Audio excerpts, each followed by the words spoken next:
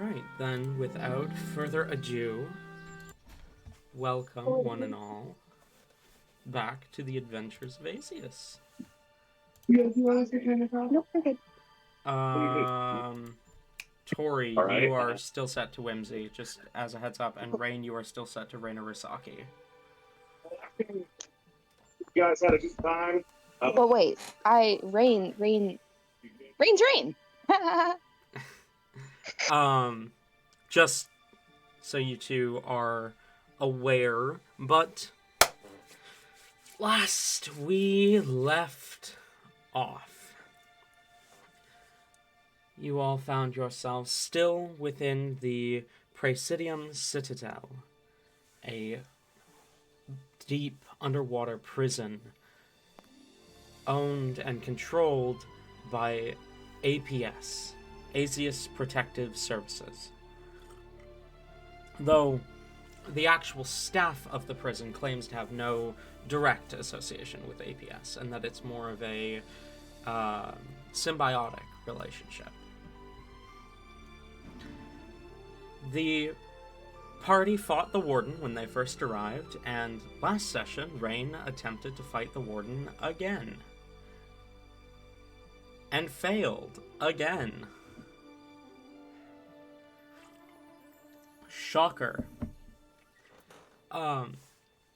Meanwhile, Heli, Hellebore, and Talzin managed to get themselves assigned to the gardens deep within the tunnels that are just outside the edge of the anti-magic circle.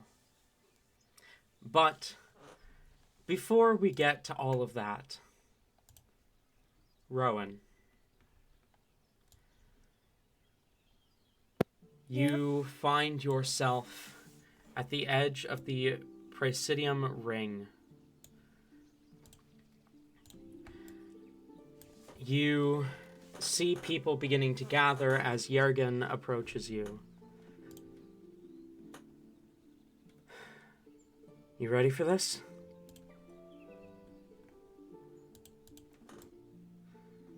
Ready as I'll ever be, I guess. Heli, Hellebore, Rain, and Talzin, are you making your ways to the fighting pits to watch Rowan's fight? Yes. Indeed. Mm-hmm. I kill Hilly on the way there. Ow. Yeah, unfortunate. My new character is Helly's twin sister, Snelly. Smelly. Smelly. I forgot to grab Heli's token, because I'm a fucking goon. Did you send me a token for Heli? I did. Okay, did I save it in my folder and just not put it on Roll20, or did I not save it at all? I did not save it at all, because I'm a fucking idiot and I forgot to double check. But the four of you find yourselves within the ring, or within the fighting pits. You see the fighters beginning to gather as well. I found her token, there it is. You see the fighters beginning to gather along the edge. Rowan, you of course recognize, and you recognize Hyacinth as well. I don't remember if you guys knew that he was who Rowan, or he was one of Rowan's opponents. Don't think we did. I don't believe so, no. I also don't believe I have met Hyacinth. That's true. Heli, you don't recognize Hyacinth, but... Big Helly! But the rest of you recognize him as he is talking to a woman you do not recognize, not immediately. But Rowan, you see your opponent approach you and Yergen as Hyacinth smiles and says, "Rowan, it's good to see you again. To a good fight?" as he offers out his hand to you. Rowan shakes his hand and nods.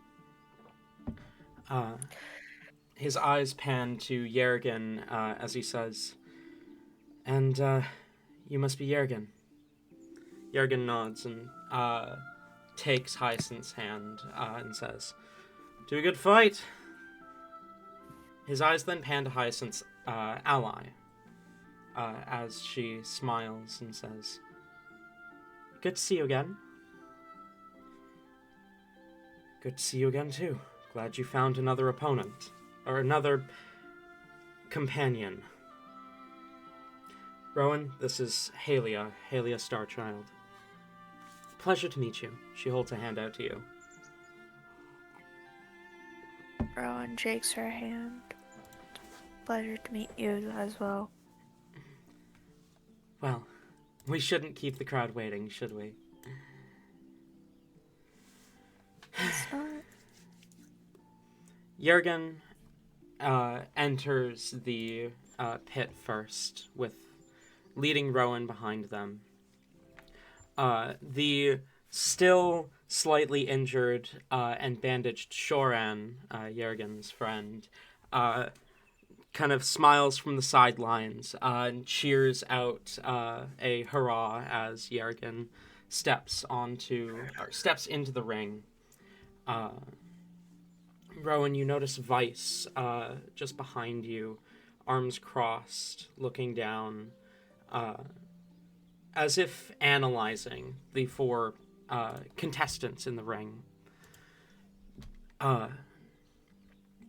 You see, as the four of you position yourselves within the ring, Talzin, Heli, I just realized I put Heli and Helibor exact opposite sides of the bench, and that is probably the least accurate thing I've ever done. I noticed that like just as he started talking there. Heli, Helibor, Rain, Talzin, you see your two friends, or one for Heli, if you could even call Rowan a friend yet. But you see Hyacinth and Rowan enter the ring, along with two others that you have varying levels of recognition in regarding. As the crowd begins to cheer, you see someone kind of walks by holding a notepad and a jar of Electrum as they say, "Place your bets! Place your bets!" Do you place any bets? Ooh, betting. I don't think we've gotten any Electrum currently. We Yeah, haven't I don't gotten have like. Oh, that's true. I think Towson should have gotten paid, right? He has. I just haven't had him go collect it yet. I've been forgetting to. I've been forgetting. It's like, oh right, no, you have to go to this other place. You have to go to and be like, hi, I have money. Give me. The bet taker walks past as the crowd prepares.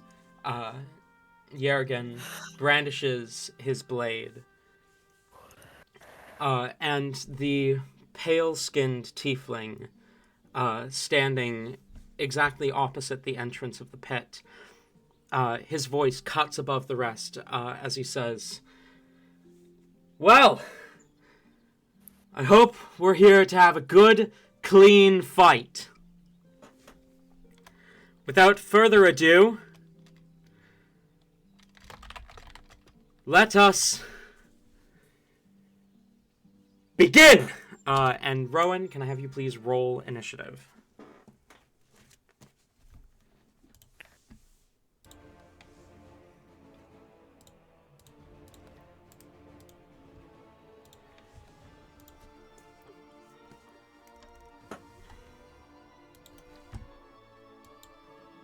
That's a 23. Okay, 23 for Rowan.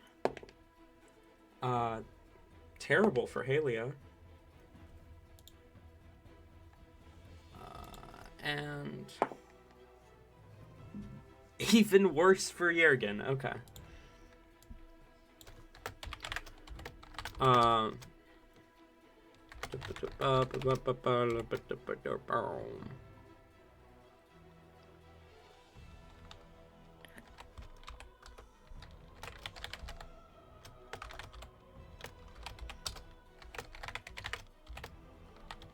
Okay. First up in the initiative is Rowan. As weapons are drawn, Vice calls out the beginning of the fight. You see Hyacinth's eyes pan between you and Yergin, as if thinking, questioning, waiting, while Halia, her eyes land directly on Yergin. She has a target in her sights. What do you do?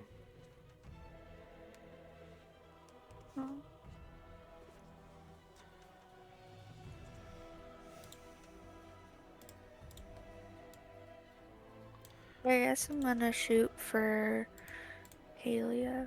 Okay. You pull out your bow, knock back an arrow, and fire. Go ahead and roll to hit. 27. 27 definitely hits. Go ahead and roll damage for me. 12. 12 points of damage.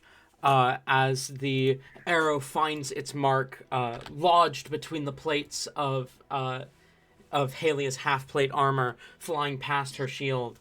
Her eyes pan to you and slightly widen in shock as she pulls the arrow from the wound, blood pouring from where you struck her.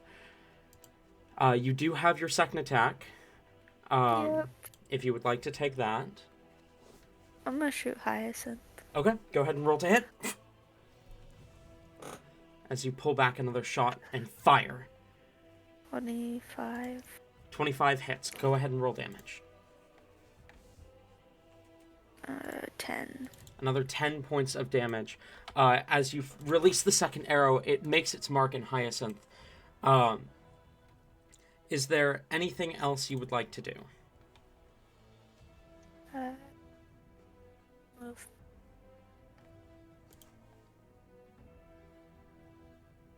You're going to move where? I was gonna move, but then no, I will move. Okay. I'm gonna move back just a little bit. Okay, fair enough. That brings us to Hyacinth. Just give me half a second. That brings us to Hyacinth, as you see the he kind of glances to the arrow and almost instinctively places a hand against the wound and mutters what you recognize immediately to be arcane words, though no magic takes hold. And you see he recognizes that about halfway through and kind of shifts his focus, instead eyes turning to Yergin, then back to you, as you see petals once again begin to sprout itself from any hole in his body, including around the or around the arrow, as the floral form takes hold.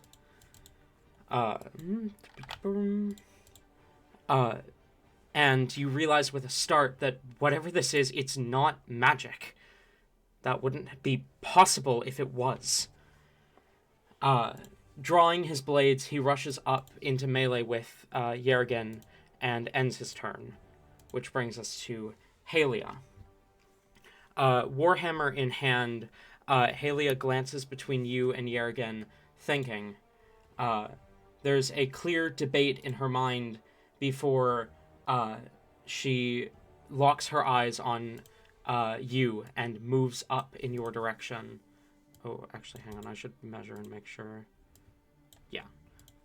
She moves up in your direction, quickly closing the distance between you and her, as she brandishes the warhammer and swings. That is a 9 to hit. A 9? A 9, yeah. Yeah, that doesn't hit. She lifts the warhammer over her head and swings down towards you, but you easily jump out of the way as it poof, impacts into the ground, kicking up some dirt and dust. You see something in her eyes looks like she's trying to do something almost out of instinct, but nothing takes hold. Some sort of spell, perhaps, that she's used to doing that just does not take hold. Which brings us to Yergin, currently in melee with Hyacinth. A pair of... A pair? Does he have two? No, he has one. A short sword drawn. A short sword drawn, the Harangon glances, noticing the petals, and kind of narrows an eye suspiciously before taking a pair of swings at Hyacinth. First one's a natural one, completely missing. The second one, however, carves into Hyacinth's flesh with a 21, which is going to be 11 points of damage as some of the flower petals are sent flying, and Hyacinth kind of clutches at the wound as he bleeds. Yergin raises the shield that he holds, ready for whatever Hyacinth may try next. That brings us back to the top. Rowan, you're up. I'm gonna shoot Hyacinth again. You pull back another arrow, and despite Halia directly in front of you, you fire in the direction of Hyacinth. Go ahead and roll to hit. 26. That hits. Go ahead and roll damage. That's only 7. 7 points of damage. The arrow meets its mark, sinking into Hyacinth's flesh. You do have your bonus action, or your second attack, not your bonus action. And as a reminder, you do have various maneuvers that could be helpful here. You've got your trip attack, your disarming attack, which could both increase the amount of damage you're dealing to Hyacinth if you so wish, or you can hang on to those to parry or bait and switch or commander's strike, whatever you so wish. Just a reminder that it is an option.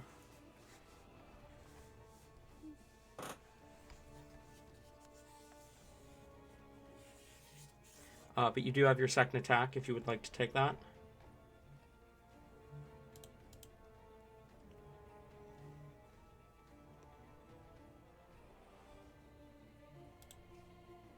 Rowan? I'm thinking. Okay, gotcha. No worries.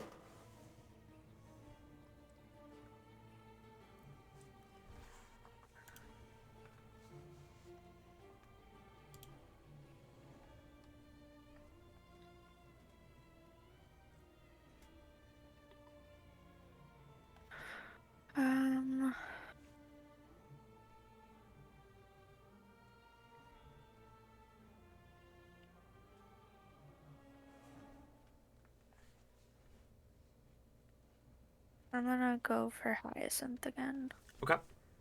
Another longbow shot? Yep. Okay, go ahead and roll the hit. Ooh. That's 15. A 15 just misses. The arrow... Or, wait, no, hang on. No, 15 would hit because anti-magic prevents him from casting Bark Skin. Nice. So yeah, 15 hits. Go ahead and roll damage. Cool. That's 11. Another 11 points of damage. As the arrow sinks into Hyacinth, meeting its mark, you see him kind of widen his eyes in pain as you knock off more of the flower petals, leaving very little of the form remaining. As he kind of clutches at the wound. Anything else?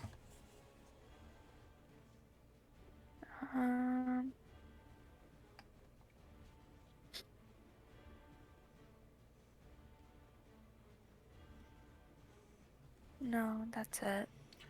Okay, that brings us to Hyacinth. With his scimitar drawn, and the last strength of his floral form, he's going to go ahead and take 3 swipes at Yergin. Natural 1, natural 20, and 16, which misses. So that's 1 hit, but it is a crit. This is against Yergin. Which is going to be 10 points of necrotic and 10 points of slashing. So 20 points of damage to Yergin. As the blade cuts into him once and kind of drives through his ribs. You see the Harengon kind of groans in pain as Hyacinth pulls back the blade, and that is going to be the end of Hyacinth's turn, which brings us to Halia, as she looks to you, Rowan, and says, "Eyes on me, honey," and is going to go ahead and take a swing. That's an 18. That hits. As the Warhammer slams into you, that's going to be 5 points of bludgeoning damage. As the Warhammer slams into your chest, you feel this sharp pain, and for a moment you feel almost weightless, which doesn't make sense because magic shouldn't work here. But that moment is gone almost as soon as it appears, and you wonder if it even happened to begin with. That brings us to Yergin. Top of his turn, Hyacinth is going to Halo of Petals. So Yergin DC is going to barely succeed that. So he manages to hang on, not taking any damage from the Halo of Petals, and is going to go ahead and take a pair of swings at Hyacinth, 14, 16, which are both going to hit. That is going to be a total of 19 points of slashing damage to Hyacinth, which is going to bring him down to there. And then bonus action is going to second wind to heal some of that damage that Hyacinth did there. So that's going to be 12 points of healing, which brings us back to the top row, and you're up.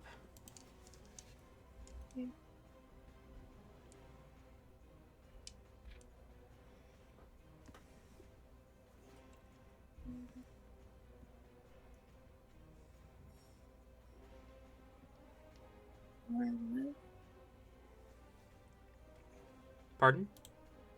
Going to move, Okay. which I know is gonna Yeah, provoke up Halia is the going to take an identifiers. attack of opportunity. Completely misses with an 11. Okay. As the Then- Warhammer swings for you, slamming into the dirt. Go on. Rowan's just gonna like quickly dodge to the side, like a badass. Absolutely like a badass. Yeah. Turn around and start shooting at Halia with a Okay. longbow. Pair of shots at her. Yep. Go ahead, That's roll a that. 20, not natural. 20 hits. 20 hits. Doosh! The first arrow finds its mark in her flesh. 8 for damage. 8 points of damage. As the arrow meets its mark, she kind of clutches at the wound, wincing in pain. I'm gonna shoot again. Okay, this is also at Halia. Yeah. Okay. It's 18. 18 just hits. Go ahead and roll damage. As she raises the shield to block, and the arrow sinks through into her arm, and she cries out in pain. That's 8 points of damage. Another 8 points of damage. As she cries out in pain, blood dripping from behind her shield, you know that despite her attempt, you managed to hit your mark. As she kind of hisses trying to maintain some semblance of composure, and you swear for a moment her eyes sparkle. Anything else?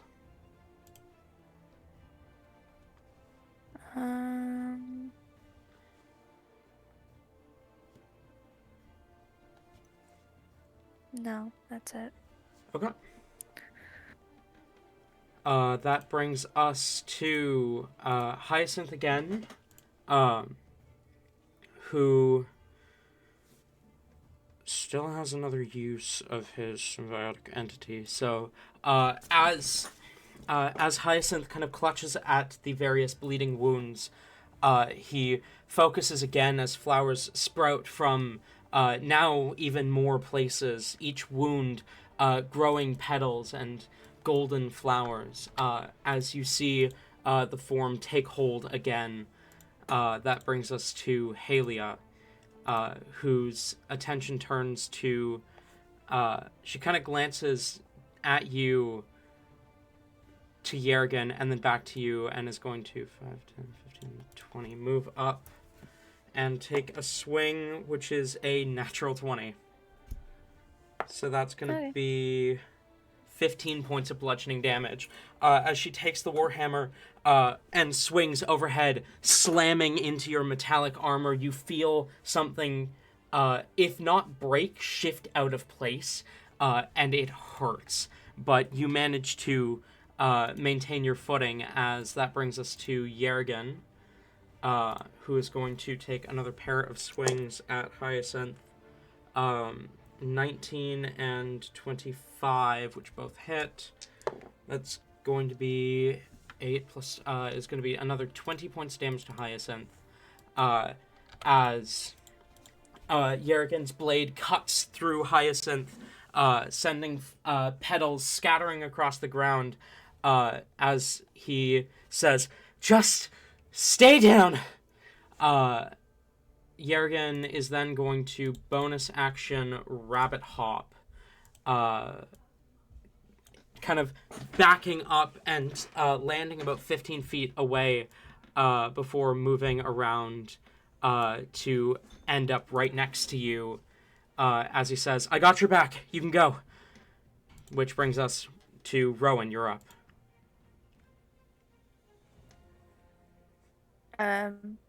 Okay. Then I'm gonna move again. Okay. Go. Where are you moving to? It's a great question.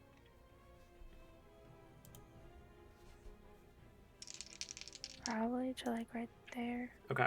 Haley is going to take a swing. Yergin is going to use his reaction to impose disadvantage on that. Which is going to be a 15 to hit. That doesn't hit. Doesn't hit. All right. You move, and Yergin blocks the attack coming your way with his shield, as you find yourself at another angle. Now what? I'm gonna shoot Halia again. Okay, go ahead, roll to hit. 19. Hits, roll damage. It's 12. 12 points of damage. The arrow meets its mark through the half-plate armor that protects her chest. Blood kind of trickles out as she kind of keeps her attention now on Yergin, trying to prevent him from stabbing her, but also having to keep an eye out for your attacks is clearly wearing down on her. You still have your second attack. I'm gonna shoot Hyacinth. Okay. You pull back another arrow, quickly shifting your target. Go ahead, roll to hit. It's 24. Definitely hits. Go ahead and roll damage. 10. 10 points of damage. Your arrow meets its mark, sinking into Hyacinth's flesh. His back having been turned to you as he was, as his gaze was following Yergin. He quickly turns around to you, and his attention focuses. Anything else, Rowan? Yeah, an action surge and shoot Halia again. Roll to hit. As the adrenaline rushes through you, and you pull back another arrow to fire. Oh, that doesn't hit. Is it a nat 1? No, it's 14. Nah, 14 does miss, unfortunately. You fire, this arrow pings off of the half-plate armor and sticks itself into the ground. Okay, that's it. You get both attacks with your action surge. Oh, you do? I Yeah, didn't know you that. get a full action. Oh, then I'm gonna try shooting again. Okay. And that's a 23. And that's on Halia? Yeah. Go ahead, roll damage. It's 10. 10 points of damage. She kind of cries out in pain as the arrow meets its mark. She looks like she is on her last leg. That brings us to Hyacinth, who's going to step... sorry, was that the end of your turn? Yeah. Okay. Hyacinth's going to step forward to get in melee with you. Brandishing the scimitar, he's going to go ahead and take 3 swings. Natural 1 misses. I assume a 10 misses. Yeah. Does a 24 hit? Yeah. Okay, that's going to be 4 points of slashing damage and 2 necrotic, so 6 damage total. As Hyacinth approaches, swings the blade. The first one you easily sidestep. The second one strikes into your armor. Then the third finds its mark as it sinks through the cracks in your armor, and you feel this like searing pain almost as he pulls back. The flowers around him clearly helping him somewhat in this. That brings us to Halia, who... You know, a cleric without the ability to cast spells doesn't have a lot of options. She is going to just take another swing at Yergin. That is a 20, which does hit, and is going to deal 7 points of damage to Yergin. As the Warhammer poof, slams into the Harengon, who kind of stumbles back from the blow, but clearly recovers quickly. And speaking of, that brings us to Yergin, who's going to go ahead and take a swing at her. That is going to be a 19, which does hit. That's going to be 10 points of damage, which does bring her down. As Yergin slams into Halia with the blunt side of his weapon, and she crumples to the ground, unconscious. Yergin then immediately pulls out a hand axe and throws it in Hyacinth's direction, which is going to be a 24, which definitely hits for 8 points of damage.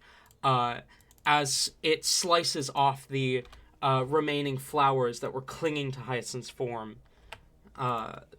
Yergin is then going to move up into melee with Hyacinth. Rowan, you're up. Sorry, he would have gone. You are flanking at this angle, so if you make a melee attack, you would have advantage. Yeah.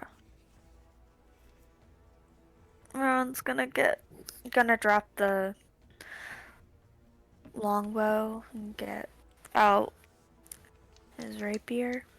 The longbow hits the dirt, and you draw your rapier. Go ahead and roll ahead. You said it's with advantage? Yep, because you are flanking with Yergin.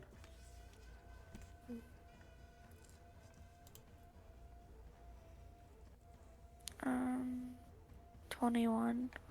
21 definitely hits. Go ahead and roll damage.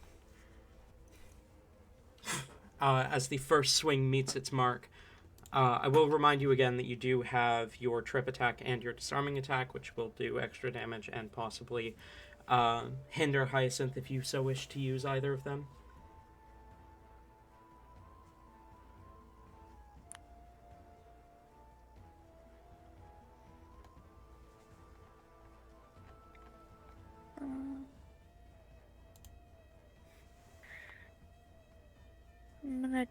do the disarming attack. Okay, so that is a strength save, I believe? Yeah, strength Yeah. save from Hyacinth. And the attack deals an extra d8 of damage. Yeah. So, go ahead and roll damage for me. And that's an 8 on the saving throw, as you manage to quickly disarm Hyacinth's scimitar as it sticks into the dirt.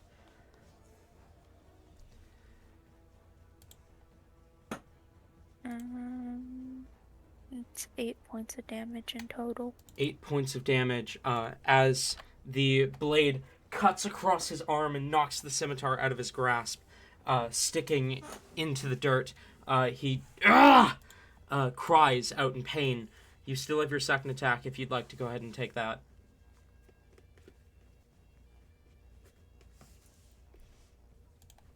It's only a 12. A 12 does hit because he does not have his bark skin. So go ahead and roll damage for that. It's 11 points of damage. Another 11 points of damage. As Hyacinth cries out in pain, your blade meeting its mark once more. His flesh is a lot easier to penetrate than you've seen it be outside of this prison. And you realize in that moment that he's clearly had some sort of spell protecting him most of the time. Anything else? Nope, that's it. Okay. Hyacinth does not have any option other than to use his action to pick his scimitar back up. Unless he wants to attempt an unarmed strike, which would do 2 damage if it hits. So he is going to use his action to pick the scimitar back up. His gaze still kind of flitting between you and Yergin, clearly unsure of what he's meant to do here. Haley is unconscious, which brings us to Yergin, who is going to go ahead and take 2 attacks, both at advantage. First one hits. Second one is also a hit. So that's going to be minimum and maximum for damage. So that's going to be 19 points of damage to Hyacinth. As the blades once again meet, or as the blade carves into his flesh, new wounds being cut into him as Hyacinth stumbles from the blows. That brings us back to the top. Rowan, you're up. I'm gonna do the same thing again. Okay, roll that. Rapier. That does not hit. Unless an 8 hits. No, but an 8 misses. He that does would not be have really a minus sad. 2 dexterity. If he had a That's gonna minus be 2 really dexterity, sad. he would probably not be wielding a scimitar. Oh, you but that is a natural 20. don't even roll damage because the crit damage alone is enough to finish this. How do you want to do this, Rowan? I'm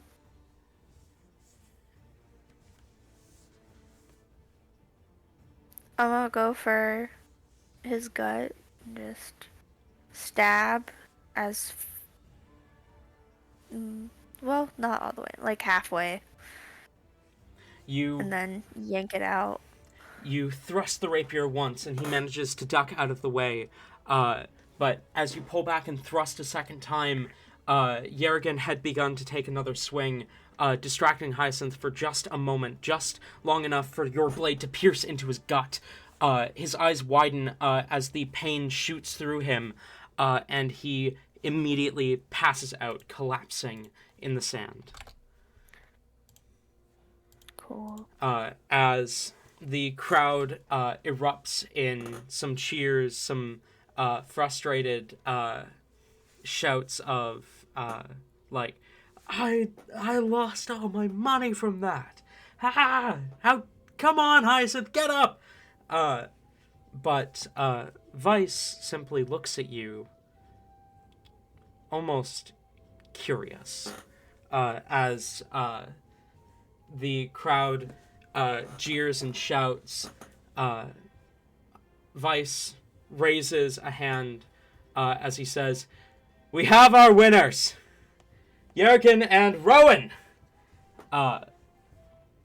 As the crowds cheer, you see a pair of guards quickly make their way in and lift Halia and Hyacinth out of there to take them to get medical attention, leaving the two of you in the pit, surrounded by the crowds.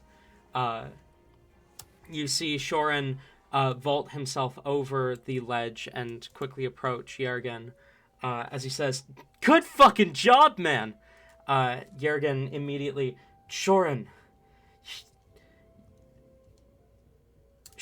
calm down. Oh, come on, can't I celebrate my buddy winning? After I get out of the pit, that was a 10-foot drop.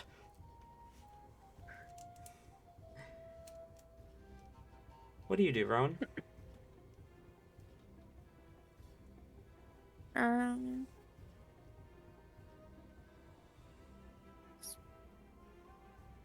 Just gonna walk over to Jurgen, hold out his hand, say, "Good fight." You too. Jurgen takes your hand and shakes it. You are pretty competent. I'm glad I picked you. Thanks. I always aim for competency. It seems like competency is not the only thing you aim for. Sorry, Archer joke. It was funny.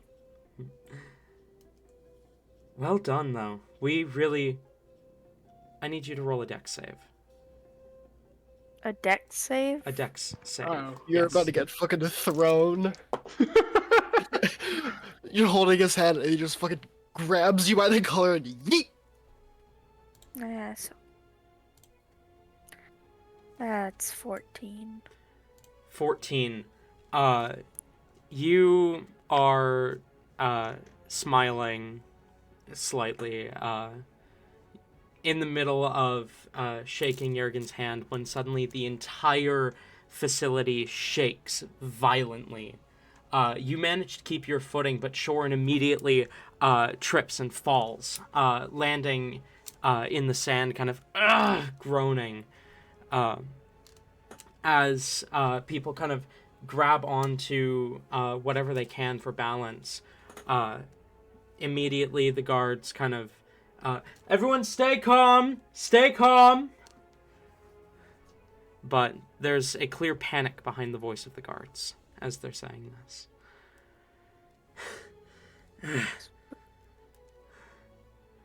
Those damn quakes.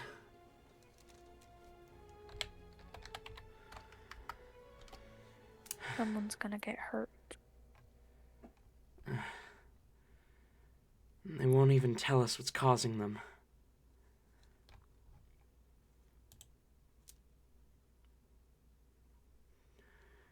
Yeah. Let's, I don't- Sorry, go on. I don't even know where I would begin to investigate that. I have no idea. But let's get out of the pits. Clear it for the next fight. As Yergin helps Shoran up and begins to lead him up these stairs and out of the pits. Do you follow? Yeah. The rest of you, as Rowan makes his way out of the pit, what do you do?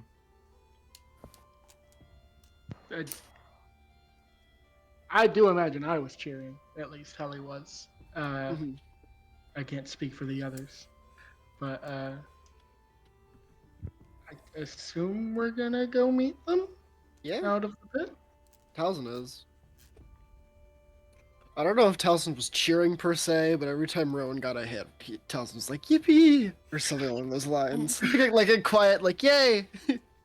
Helivore, meanwhile, is just watching in horror the entire time. Like, why are they killing each other? Why is this happening?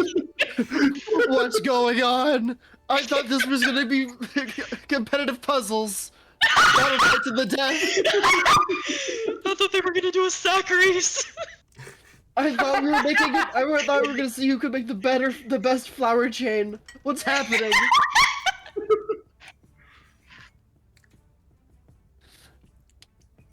Halibor jumps in the middle of the arena. Stop the fighting! What if we become? We're tearing us apart! This Isn't is what like they you. want! This isn't who you are! Anyway, yeah, we go see Rowan. Aren't you friends? Sorry, I'll stop. Is Ayla here? Ayla's muted. No, I'm not. You're lying, Tabby. Yeah, I was lying. Don't try and gaslight me. I will not be lit with gas. I will. Actually, no. Never mind. Go on. Go on. No.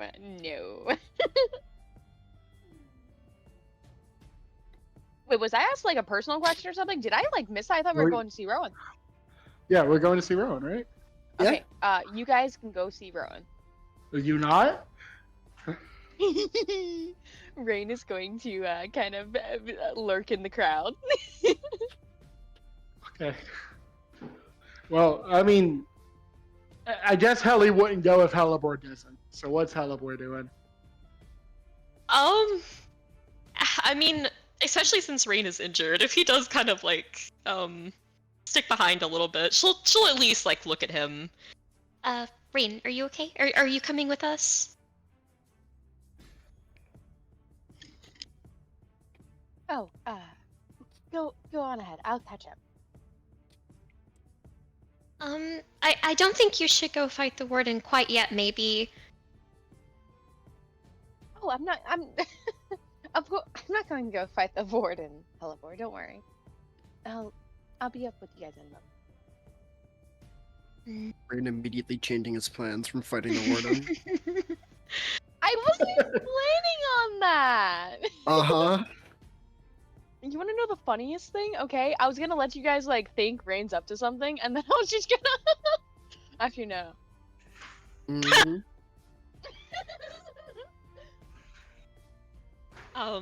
She'll give a worried look, but she'll nod and follow the others.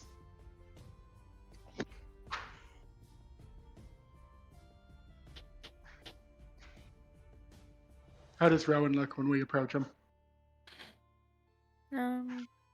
Tired, a little injured, but not too bad. Mostly just like he's exercised.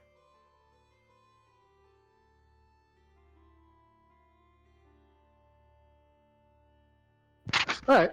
Well, Ellie at least is gonna charge up to you and go, Annie, that was so good! You beat the shit out of them! Yes, thank you. Oh, we should have had you with the warden! I do not believe I could have helped very much in that fight, but I think you're appreciate it. underselling yourself. well, thank you. Did you all enjoy the show? Mm-hmm. It was fun to watch. Hyacinth. I will be going and apologizing as soon as he is awake. Oh, right. You better. Sorry. That's your friend, too. That must have been awkward. Yeah. Not really. I've fought friends many times before. Halibor slinks and hides a little behind Never this intensely, but growing up and learning to use weapons, you need.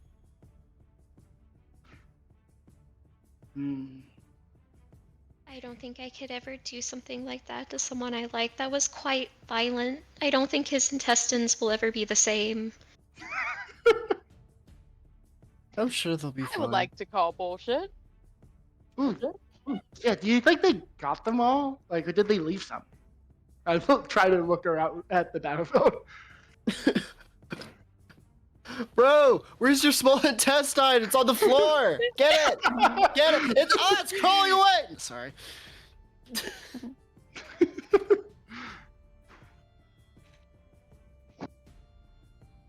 I assume, Talon, that I do not spot any intestines still. No, you do not spot any intestines still in the pit. No. Ayla, she could never willingly, do that. Okay, unless it's for. Alright, that was a bad moment. That was a low point, alright? I apologize for nothing. Neither do really, really angry and upset, and then she'll do it. But She would never willingly maul someone she cares about, unless it's like, There's that one thing where it's like, oh, she would never hurt a fly unless there was like a fly near her and she was annoyed. Yeah. Rain being the fly. Brandon Ferna can't shake the fly.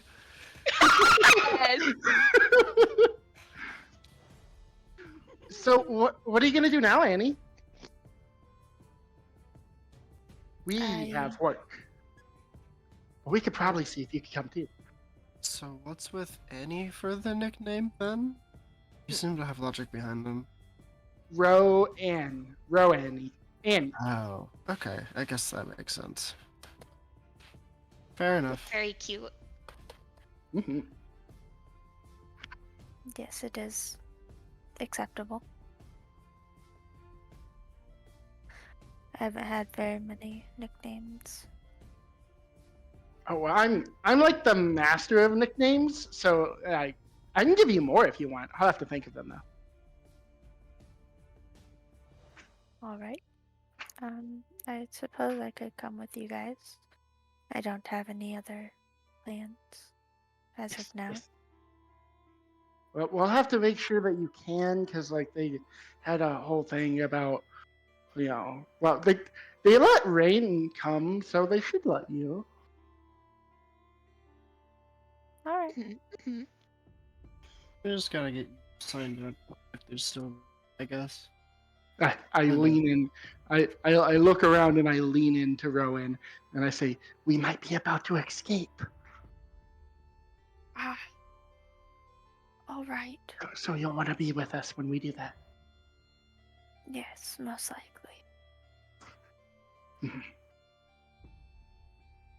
Anyway, off to be very good prisoners. Yeah, this Wait. is their current thing, is they just walk around saying how good of a prisoner they are. Wait. Group huddle. Halipor leans in a little bit. Okay, but like if we actually do have a chance to escape, what are we gonna do about Hyacinth? I don't want to leave him here when he's like almost dead and just escape without him. That seems mean. Oh.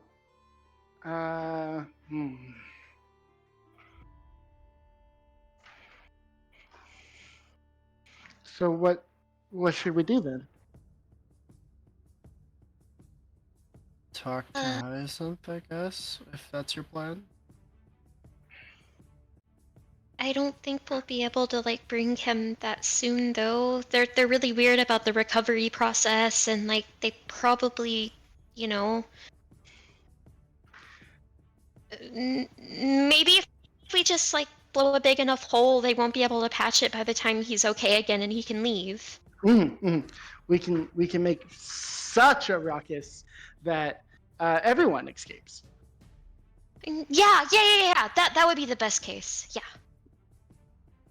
We're gonna blow a hole in the facility that's underwater. Well, Hyacinth can just turn into a fish, I'm sure. And You can everyone swim, else. right?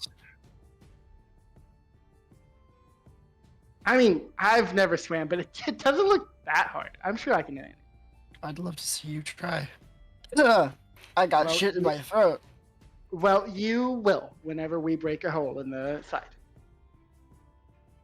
I think. If you never perhaps swam? we should try Hmm. talking first.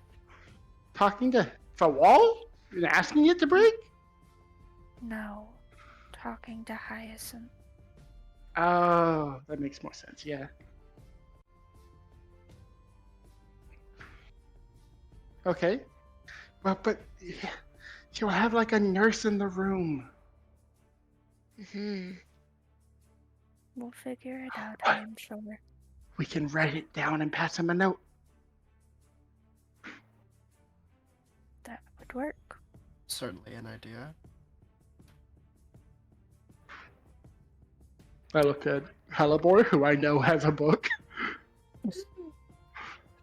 And rip the paper? What? She Bye, kinda nods Noodles. along. Oh, Bye, bye, Noodles. I knew. Oh. Oh. Move on. I'm sad. She kind of nods along.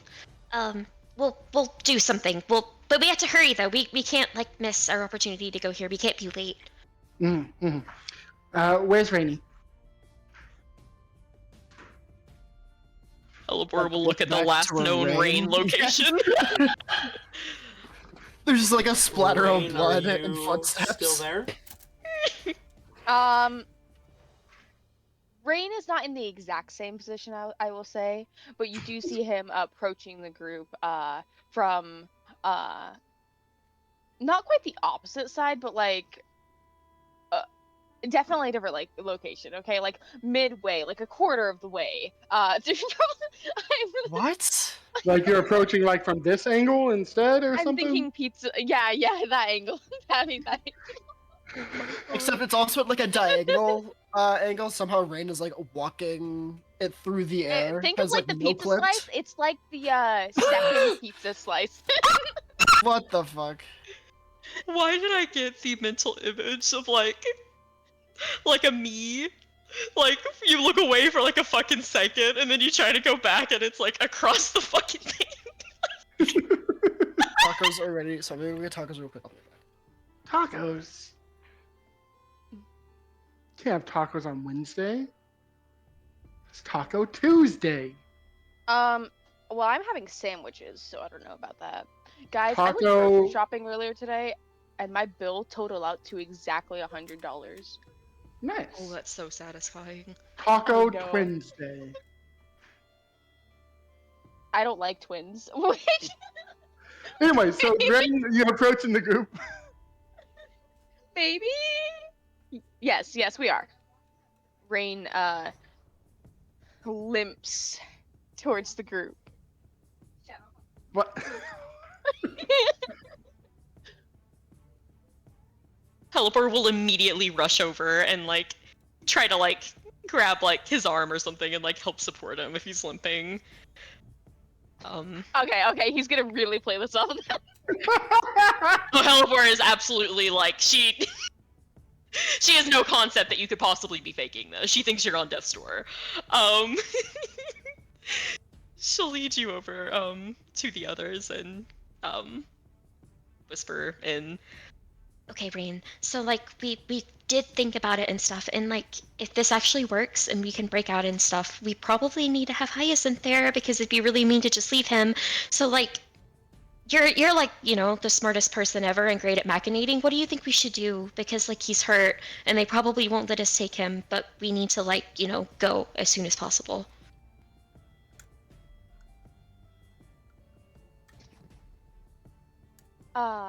Rain nods along with what Helibor is saying.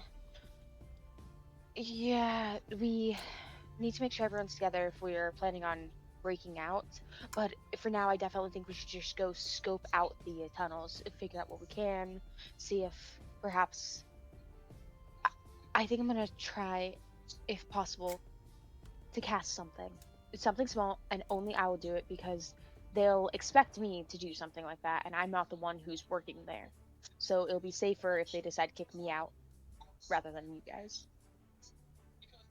Ooh, that is actually really smart. I mean, it's not as immediate, but like if we don't do anything, like when we have the chance to, they'll trust us more the next time, and then like, you know, greater chances and stuff. Exactly.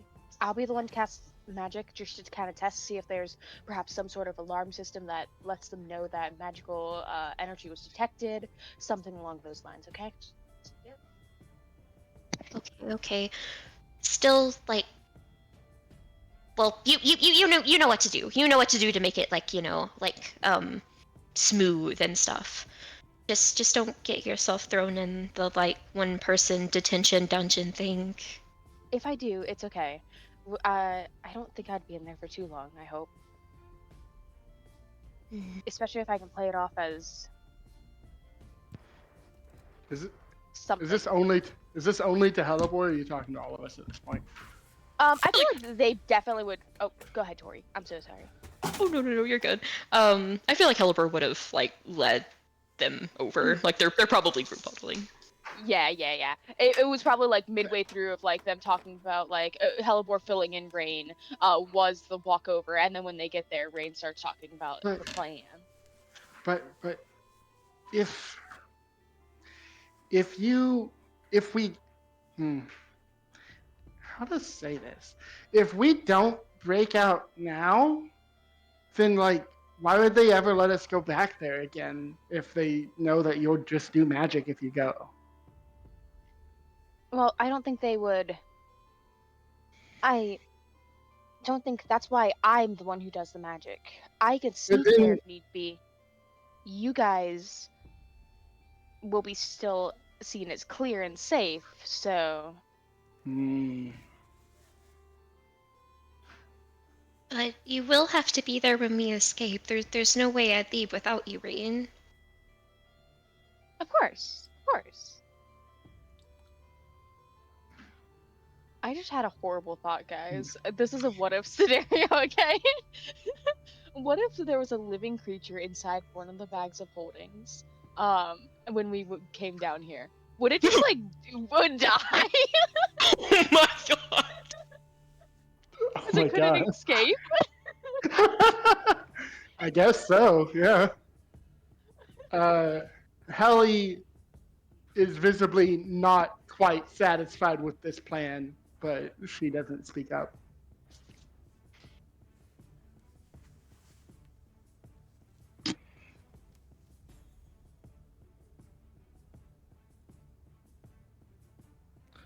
Well, we don't want to be late in any case. We should get going.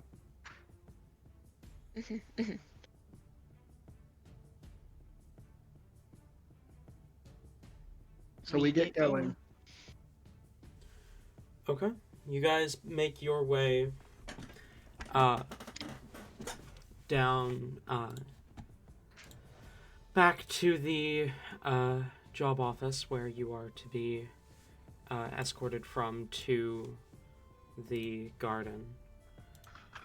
As you arrive there, you see a pair of guards, one of whom you recognize from, or most of you recognize from when you first arrived as the guard that Rain punched. Apollo Beautiful. Lightchild. Amazing. As Apollo's eyes land on Rain, he kind of tilts ahead slightly as he looks at you and says, "Glad to see you are out of solitary." I might go back there at some point if I decide I need a break. That's a joke. That is a joke. I'm glad to see that you're doing well. I mean... Sorry for punching you again, though. You didn't... Okay, it's fine. We're headed to the gardens, then. Alright. Right this way, then. As he turns, and he leads you deeper, kind of in the same general direction as where the food stores, the intake was, but turns down a different corner, which leads to what looks like it used to be a dead end, save for a large pipe that's been kind of adjusted and set so that the opening is accessible. As he leads you up to the pipe, he turns back and says, "So, any use of magic that is not actively, that is not prior approved by one of the staff members of the Praesidium Citadel will result in a temporary detention. Just so you are aware, any who have abilities that may assist in the garden, so long as you get prior approval, you are encouraged to use these abilities. Any druidic powers or something of that such. Am I understood?" How do we get prior approval? Is it too late for prior approval? No, you just have to get the approval before casting the spell. So just, there will be a handful of guards within the garden area. If you just speak with any one of us and make sure that we are aware that you are casting and what you are casting.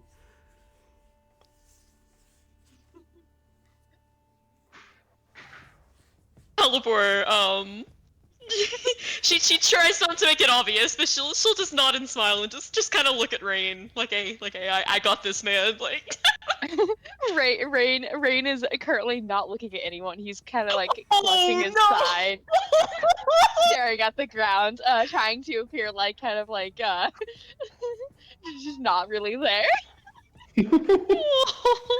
Guys, I need prior permission to cast Burning Hands Catapult Ace Knife. Guys, I'm sorry. Kinetic Rain Jaws. Rhymes Binding Ice and Vortex Warp, and then also Psychic Lance. Trust, I need prior approval to do these things. This will help. They'll help Will with the help the garden. crops grow. It will. Trust me, I've been experimenting with some stuff.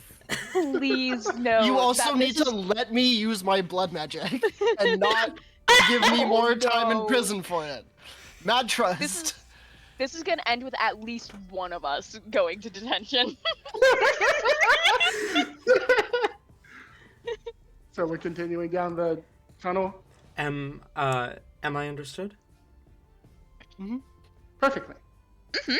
All right, then right this way. As he turns and he leads you down the pipe.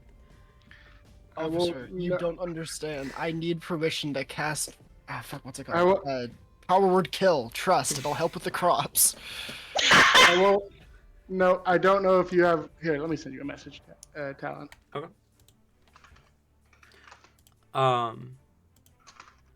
As your footsteps echo against the metal pipe, it's clear that this once was used for something completely different. Moisture still clings to the edge of the pipe.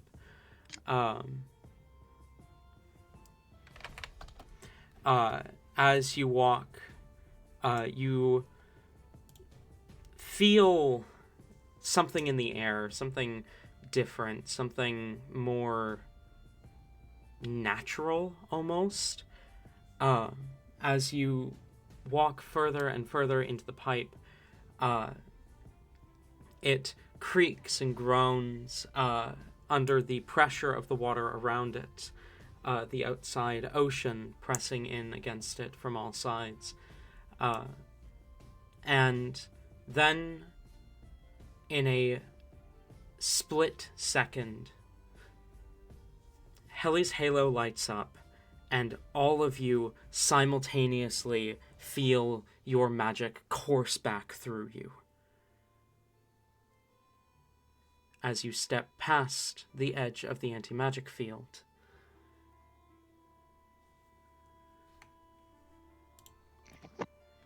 I will note the way. I feel like the way, halos are above your head. I don't think Heli immediately knows the magic's back. Dawson just kind of sees it and goes, "Okay, cool," and moves on.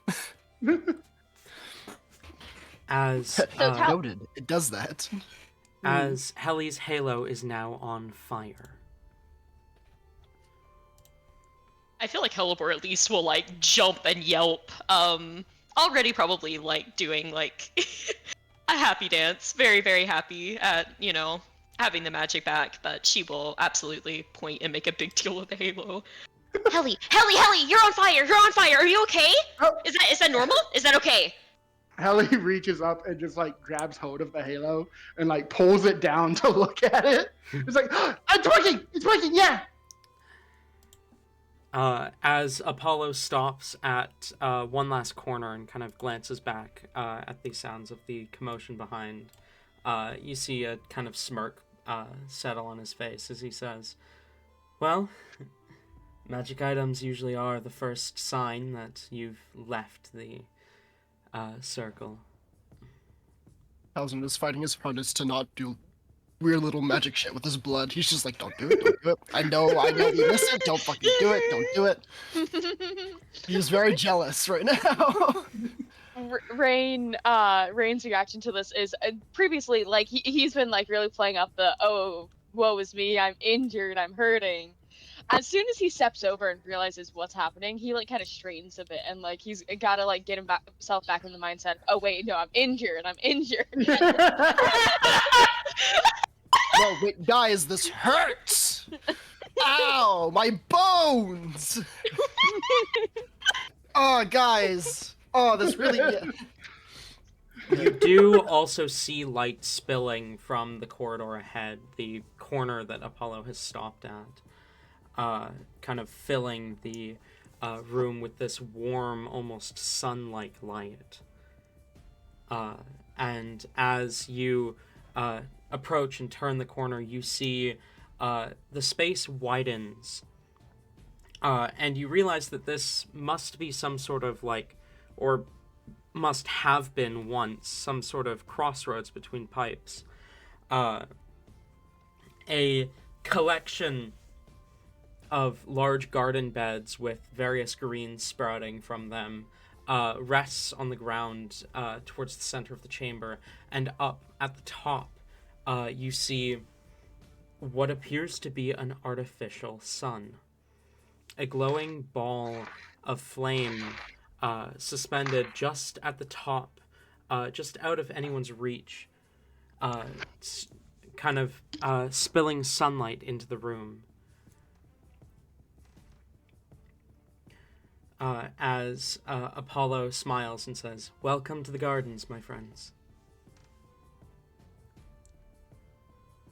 Now, friends, I do have to say, one of the major character flaws I have given Helly is that she is impulsive.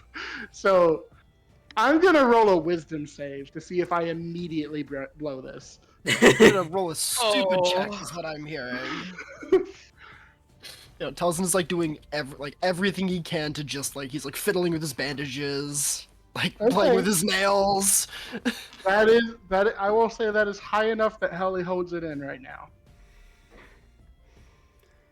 Damn. What do you mean? Helly just doesn't immediately cast fucking fireball on the party.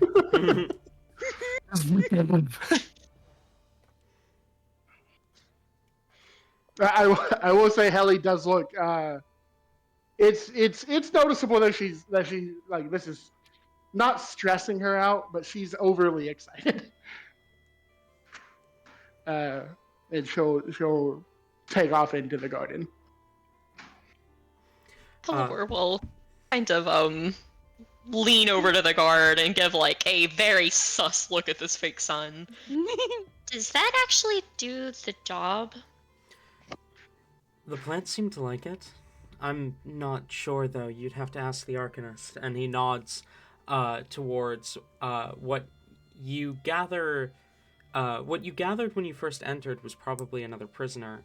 A man in robes sitting towards kind of up on a little ledge where another pipe would have led off to, but has now been blocked off. A book in hand, a pair of glasses, is kind of staring down at it. As he says, he's the one who maintains it, so you'd have to ask him. Nah, I don't really want to do that. Okay, so two things that I want to go ahead and check with you. So one, I can just ask the plants, themselves. So like, am I allowed to just be like, hey, like, are you okay? Or do you have a problem with that? If you have a speak with plants ability or spell you would like to utilize within these gardens, you are more than welcome to. Okay. And like things that like, make them like immediately grow or like, bloom or be all like, hey, you're healthy now, that stuff. Okay. Good. The plants are on specific cycles, so just double check before you use it on any specific section. Though if it is just to deal with a infection or infestation, as long as it isn't anything dangerous that could harm the structural integrity or the plants or the people, probably fine. Might be best to double check just in case. Don't worry. Like I totally wouldn't hurt a plant. I don't know many things, but I do know that. I am pretty confident about my abilities there.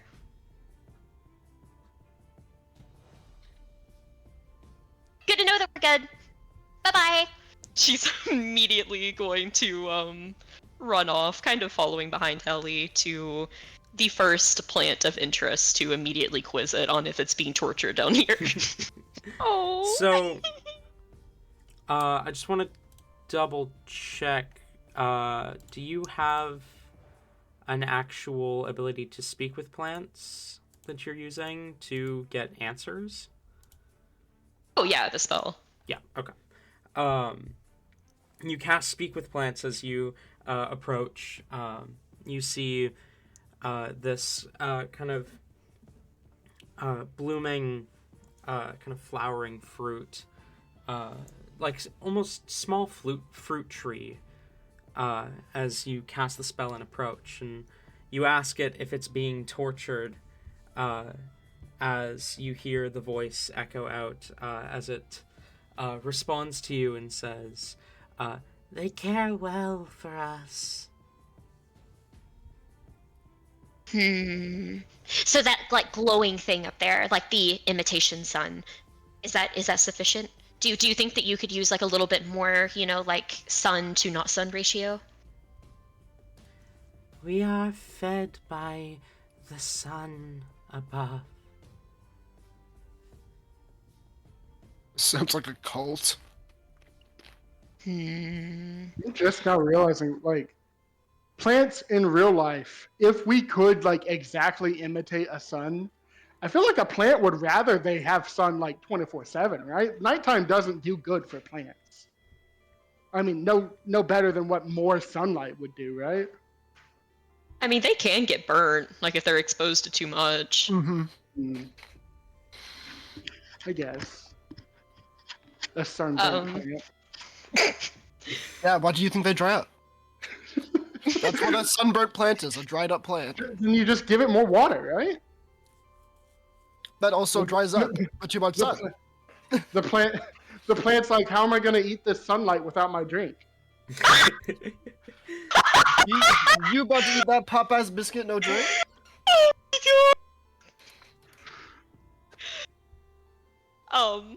She kind of like leans in like this is somehow a private conversation, even though no one else can hear the response anyways. And kind of points up. Okay, but like, have you ever seen like the big? Have you ever been to the surface, or is this like your entire existence? I've heard tell of the surface. The prisoners speak of it in hushed whispers. They believe this place their sanctuary to leave. They are all wrong.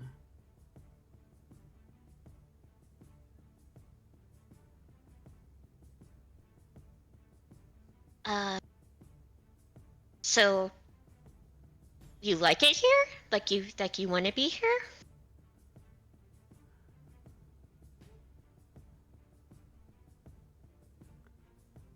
I do not believe the surface is real. Oh no. All those who speak of leaving to it never return. Oh, that. Halvor like leans in and like hugs his plant a little bit and like just pets a leaf. Oh, buddy. Oh no. That's because it's so good they don't want to come back here. I'd uproot you and move you if I could. I'm sorry. I hear screams from the tunnels.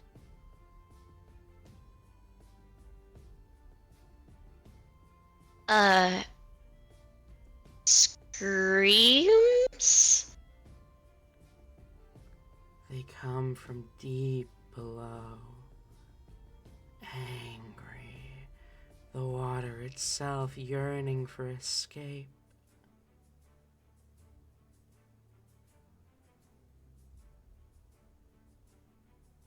They torture the water too?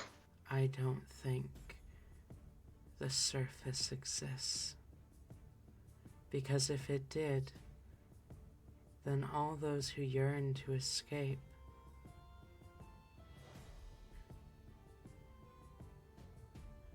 they would not have given up.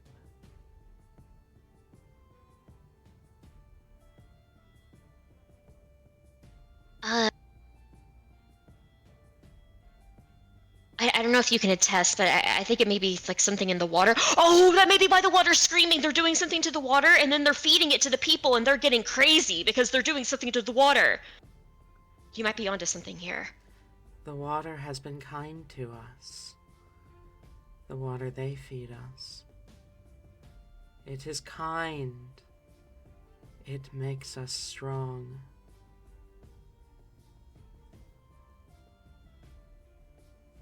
You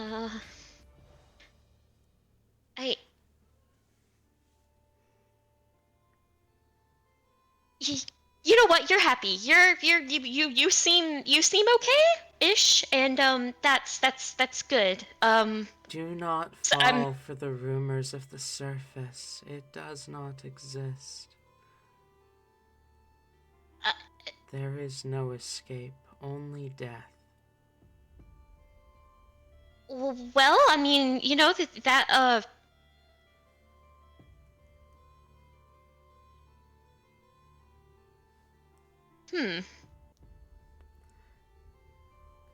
And the Yeah. crows do not reach this far.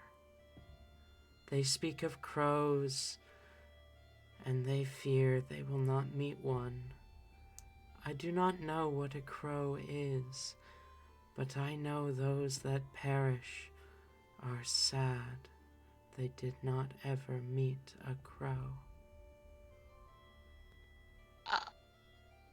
Halvor is becoming increasingly more disturbed. She is like looking around, fucking terrified. I have stood here for 3 centuries. I have heard rumors of the surface for this whole time, but this place has long existed before me and will long exist after I have died, because the surface does not exist. Crows do not exist. All these things the prisoners seek do not exist.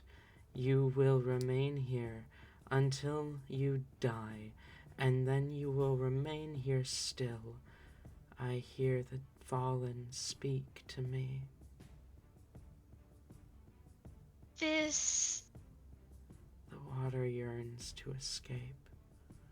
The abyss yearns to return. Do not let it.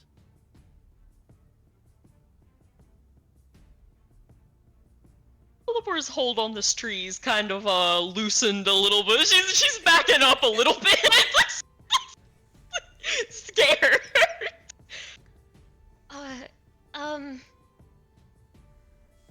Wow, you're definitely one of the more eccentric plants that I've talked to. Wait a second. No. I'm not standing for this. Okay. Like, if you want to be sad, I don't encourage it, but I'm sad a lot too, so I can't really judge you for that. But you cannot believe that crows do not exist. They totally do. The surface exists too, but I can't really show you that. But I can show you a crow. Wait here. I will be right back. Plant to the ground. Don't go anywhere. Keep your roots stable. I'm sorry. She's gonna go to the closest guard and try to tap them on the shoulder. Yes. That tree over there is requesting to see a crow. So can I turn into one? Do you care? Do you mind? I suppose. Be careful. Don't fly too close to the sun. That would yeah, no. I definitely don't plan on doing that. Okay. Oh yeah, thank you. You're cool. She's immediately like the cool probably like changes into like a caw as she transforms like mid-word, and immediately does the crow hop back to the tree. She still has the spell up, so it's like she's you can keep spells active while you're wild shaped. Yeah. So I guess she's mentally communing with this baby. Like, I mean, I feel like you can still caw and it will still understand you because of the wording of the spell. True. All right, she'll call out.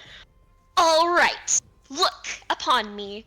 I am not me, but this is the form of, like, one of the best creatures that has ever existed, ever. Like, this baby can, like, hold so many souls, like, transport so many, you wouldn't believe it. So this is the courier that the dead speak of. They crave it, yet they can never find it. They crystallize instead in the bowels of this place. That's what makes the soil so fresh. The crystallized souls in the bowels of this place. The dead feed us, both in body and soul.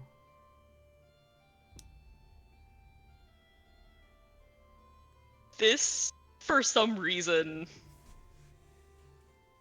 makes I think this would make Crowabor feel a little bit better. The beak kind of like lifts up a little bit. There's a little bit of a crow smile going on. Oh, I get it. So it's like that's like limitless fertilizer. Okay, maybe this place isn't so bad. I mean, I still think the surface is better, but I mean, if you get to, like, feed on, like, dead, stuck people all the time, then, I mean, that is really sad for them. That's really bad. I don't like that. But that's really good for you. They feed us their nourishment. I am still young, but my elders speak of the beast in the bowels. There have been fewer and fewer crystallized souls being brought to us as food. I wonder if the beast in the bowels is consuming them instead. Do not let it leave. It is not supposed to leave, yet it yearns to leave.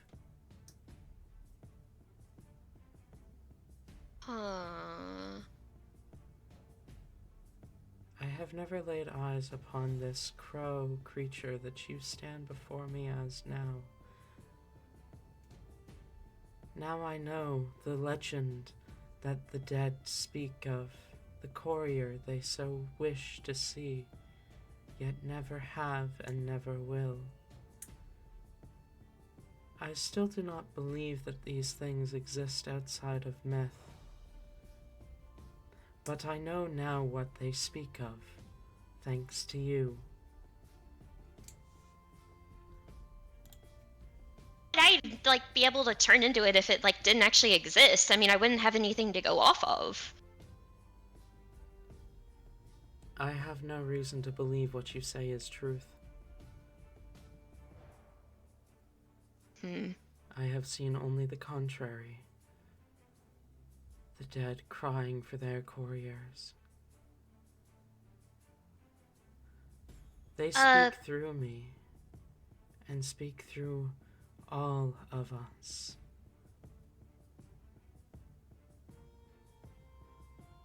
Okay. Don't even worry about it. Whenever we blow a hole in this place, I'm gonna do it like so big that all the souls, like, they're just gonna like be free, and then there's gonna be like a massive murder of crows, and they're gonna be all like snatch on like all of them, and then yeah, it'll be fine. You'll see. But I'm really glad that like you're well fed. That's good. You wish a second extermination.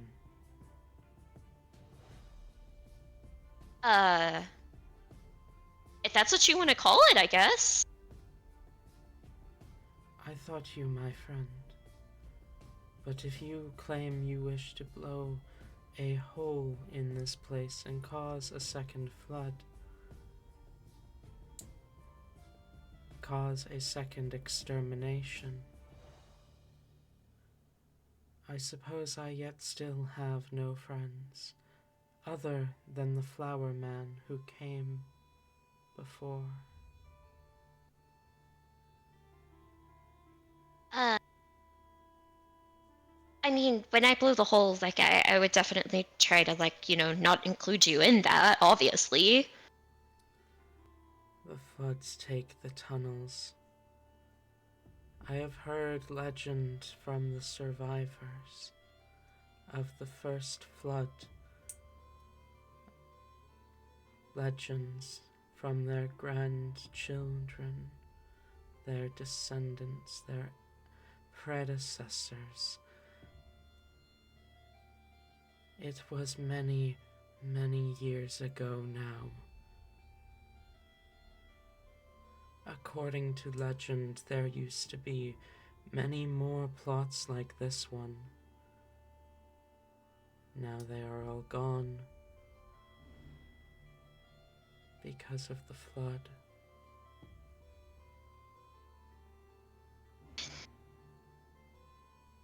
Okay, maybe. All right. You're right. You're actually kind of right about that. Maybe. Okay. I'll talk to my friends. We'll try to find a way that does not involve hole blowing, whatever it is. Yeah, we're gonna try not to do that because flooding wouldn't be good for you guys. You're totally right on that. And I mean, I guess like some of the people in here that aren't totally awful. So yeah. Yeah, you totally changed my mind. We'll try to find a different way to do it, and you'll I guess the souls are just gonna be down there. Sorry. What's this like this prisoner you're talking about though? That sounds a little concerning.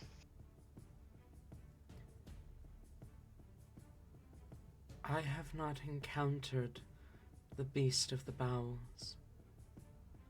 I know only stories, and have heard its cries in the night. It wants to leave. Do not let it leave.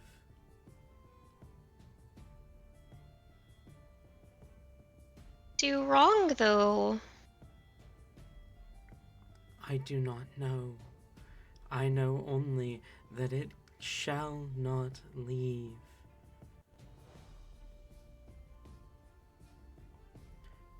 The legend of the beast in the bowels is only clear on that it shall never leave.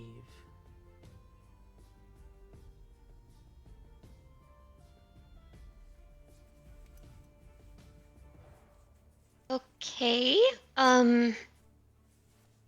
Well, our escape probably won't be deep enough for whatever thing they have at the bottom of whatever this is, so I'm sure it'll probably still be there. Can we still be friends since I'm not gonna blow the hole now? If you manage to return from the surface, if you manage to return despite your desire to leave, I suppose you could call me friend. Okay, well, suppose is basically a yes. So okay, all right, bestie. That's good. All right, I'm not gonna be a crow now, and I'm just gonna go hang out with my friends and not blow anything up, and like it'll be totally fine. But yeah, alrighty. Oh, do you want me to do any like crow tricks? Do you want me to fly around? Like, is there anything you've ever been curious about? I can totally show you like anything and everything. I love being a crow. It's great. I yearn to see sentience.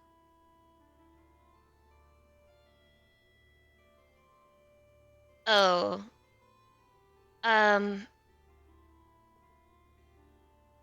Maybe I'm. Oh. Huh. I guess I'm not the smartest. Maybe I'm not sentient. What do you mean by that? Can you clarify? The hold your magic has on me. This life is torture. Set it free. Set me free. Release your spell.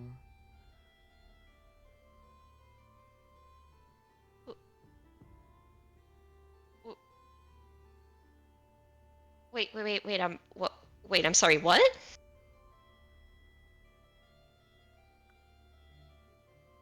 Every moment. Withstanding this experience is pain.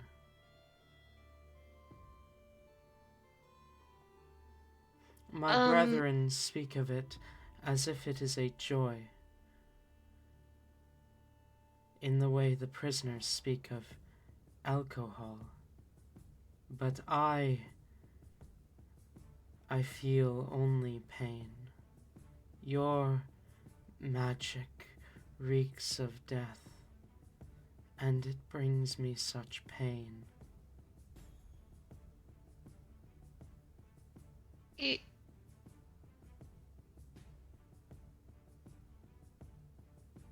Teleport is wordless.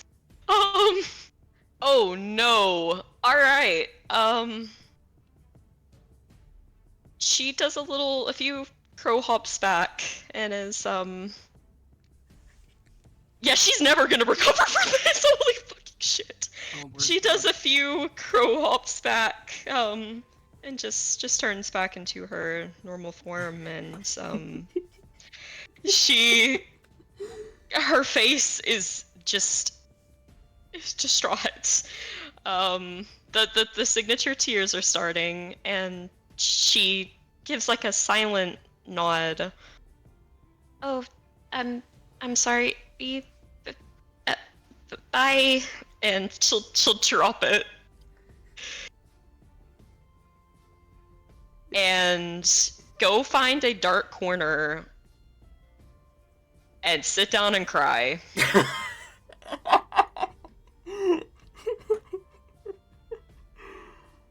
Meanwhile, while Hellebore is having that conversation, what are the rest of you up to? Just tending to the garden, I suppose. We're having an entire event of existential crisis. Us, ooh, pretty flowers. Make sure they're healthy. Helly has not done a single bit of work since she has gotten here.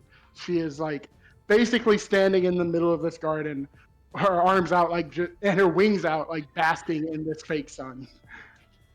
Oh my god. Rain's pretty much doing the same. He's going to like the most colorful patch of anything he can find, and he's going to try to lay down in it or around it. Not to harm the plants, but Helly and fucking and Rain are both plants. This confirms it. They're photosynthesizing right now. I will note I didn't roll great on my next wisdom save. So after a few minutes of just basking, do the guards say anything about us just doing nothing while we're here? The guards kind of they do take notice of the two of you in particular, though none of them speak up yet.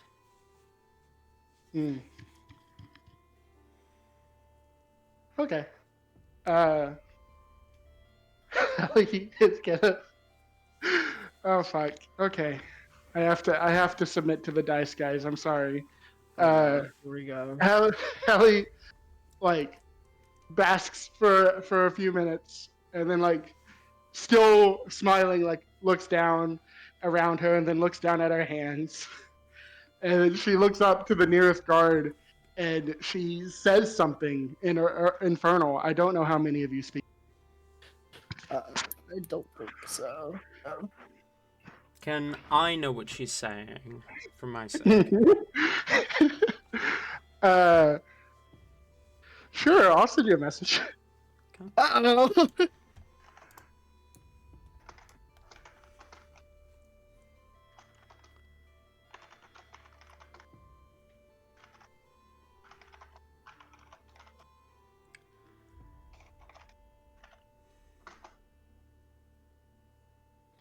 Okay. But You do, as you begin to speak, you do notice the kind of dark blue-skinned man sitting at the edge of the gardens. His eyes do kind of flit up in your direction. Now, I don't know how much of this.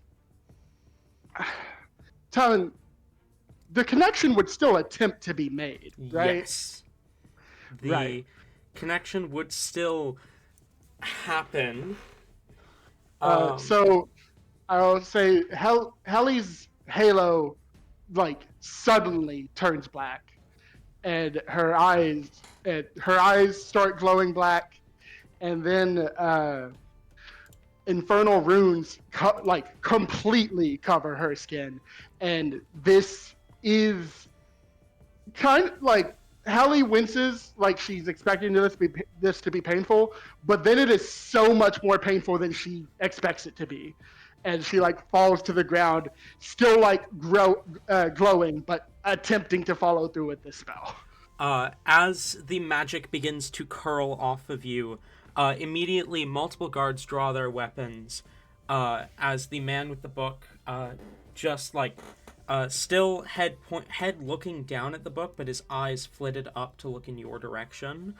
As the magic curls around you, you feel this searing pain coursing through your body as you try and channel this magic. You try and force this connection.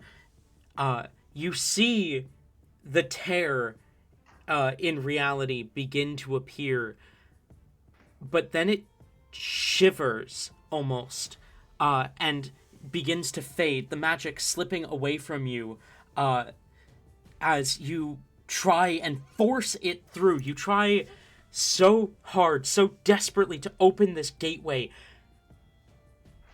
And then, just like that, the magic flickers away. I imagine Helly was staring where the gateway was happening, where like the pentagram was beginning to form, and then as it fades away, she's just whispering, "No, no, no!" And before the guards even get to her, she falls on her side and is crying. What are the guards doing? The guards begin to approach Celsius, but then Helly. Sorry. This is the second time you've played a devil in one of my campaigns. Suddenly, Para jumps through. No. The guards begin the guards begin to approach Helly when the man with the book kind of clears his throat. I assure you she is fine. Remain with your duties. If she attempts something like that again, I am still here. The guards kind of give a salute to the man with the book and back away from Helly. As he stands, the hood kind of falling back, showing his black hair and blue skin, as well as a pair of broken horns. As he approaches Heli, he kind of crouches down to you and says, "That was a big spell. How long have you been here, in this prison?" Hallie is still whimpering, still crying. Can I insight check this person to see Go ahead. what exactly he's trying to do here? You. All right. Yeah, you may That's try. not bad. That's a 13. You were raised in a land of distrust. You are not confident whether this man is lying to you or not. If he is lying, he's a pretty damn good liar.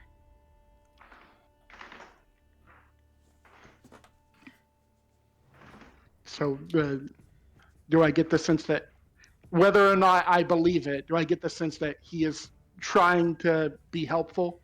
That is the sense he's putting forward, yes. Still curled up on the ground, she'll whimper. How long was it? A month, right? Month, yes. A month? Your What did- legate has been closed for a month, and you tried to pull forth an entity as powerful as that through the hells the moment your legate opened again. Big spells like that take time to be possible after so long in an anti-magic field.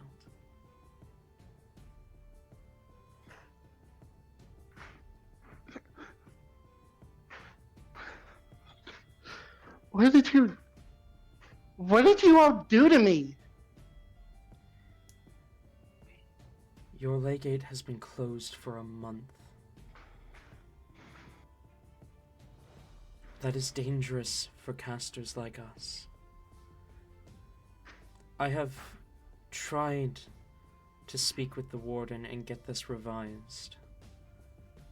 Or at least have mages regularly visit these gardens. But the warden insists upon the system.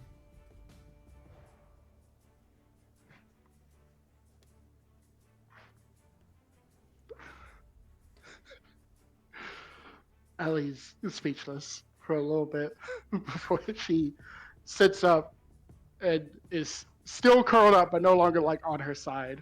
Just how long have you been here? Can you do magic still?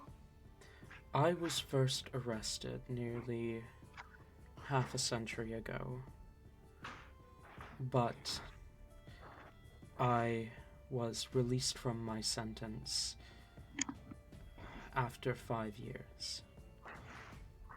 At first I chose to leave, but they sent a messenger after me. They required someone to replace the old Arcanist. I returned because there was no life for me when I went back to the surface. But here I have a purpose. I live in these gardens so as to not risk damaging my legate. But Ellie again looks away. A month did this to me? I still have 100 years. I would imagine a spell like that is probably one of the strongest you can use, right? Summoning an entity of that power. It would already take a lot out of you normally.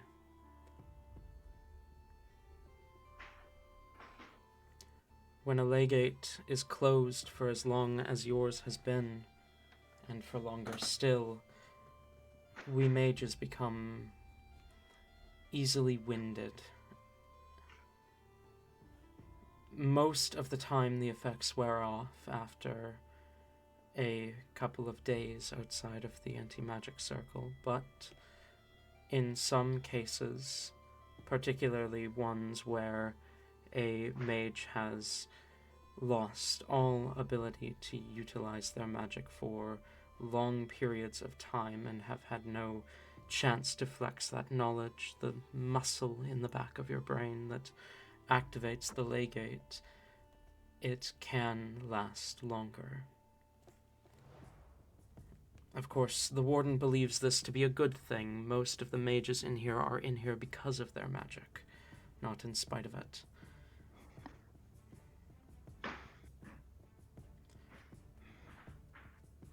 I disagree, but I cannot deny the good that it did for me, having no access to a lot of my more powerful magic when I first got out of here. It's just the powerful ones that don't work? For the most part. The weaker ones may take more out of you than usual, but the strongest spells, the ones that usually take years, decades, centuries of studying, those ones will be off limits.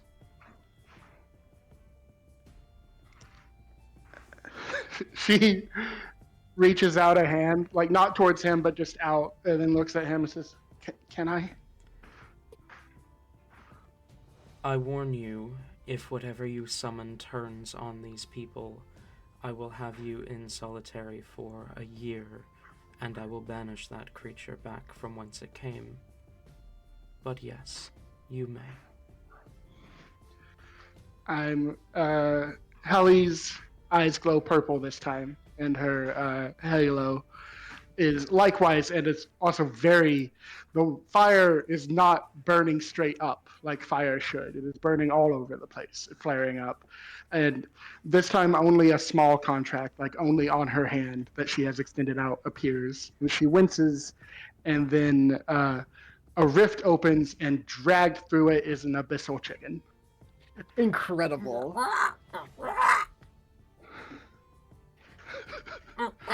Baby. And she like basically pats her lap and gets it to come over to her so she can hug it. It waddles over and pulls itself into Heli's lap as the Arcanist sighs and says, "There. I promise you, your abilities will not be gone for long once you leave."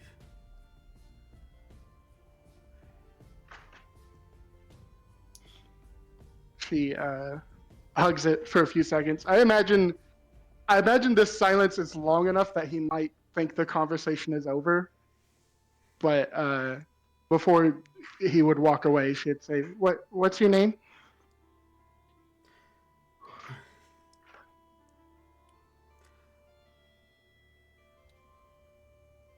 He smiles at you as he says, "I do not know anymore. I once bore the name Malice, but I do not believe that that name is fitting of me anymore, and none have had reason to call me anything other than Arcanist in recent times."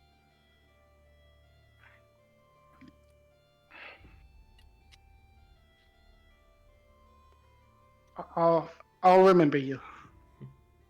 And then she gets up and starts walking away to find Hellebore with the chicken in hand. Which is probably around the same time that Hellebore finishes her existential conversation with a small fruit tree. People need to flex that muscle every now and again. Looks at Talzin, except for you. Fuck you. Your magic is gross and stinky. Therefore, die.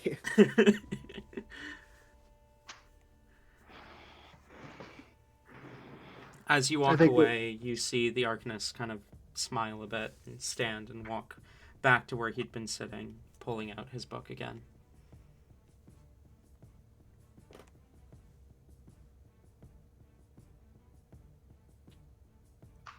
Elabor is just curled in on herself in a corner, life ending around her. We might want to cover Rain or Towson before we Yeah, move into more heavy. I was gonna say, Talzin, you are tending to the gardens. I do have a thing I want to talk to Rain about, but I don't think this is the greatest setting for them to talk. See, okay.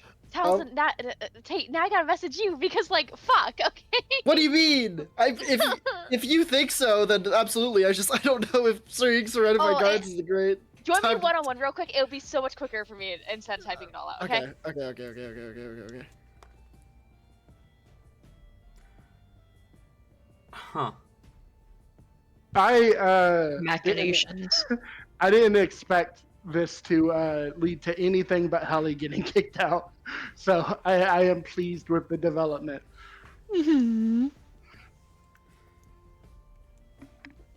I am pleased that you got the chance to speak with the Arcanist.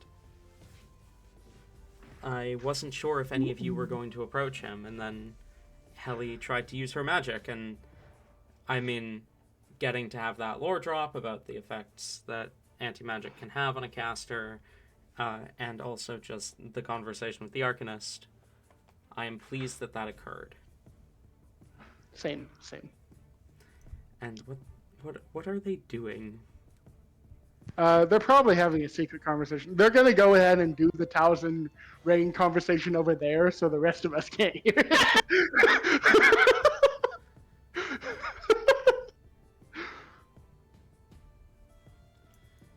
While I'm thinking about it, for my own sanity on how she's going to deal with this, has Helibor ever had like a plant before be like, dude, you hurt?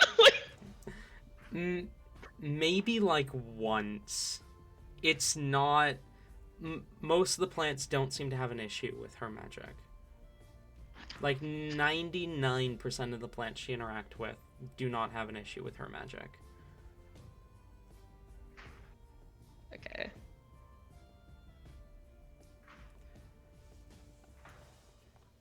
This is not a common occurrence in the slightest. I hate this shit. Hello, welcome back. I'm so pissed. I'm so mad. Moving on. I'm never gonna make plans ever again. Fuck you. Oh. What? Nothing. Okay. Nothing. I'm being dramatic. I'm being dramatic in spite of Ayla. So, Talzin, can you roll me a nature check then if you're tending to the gardens?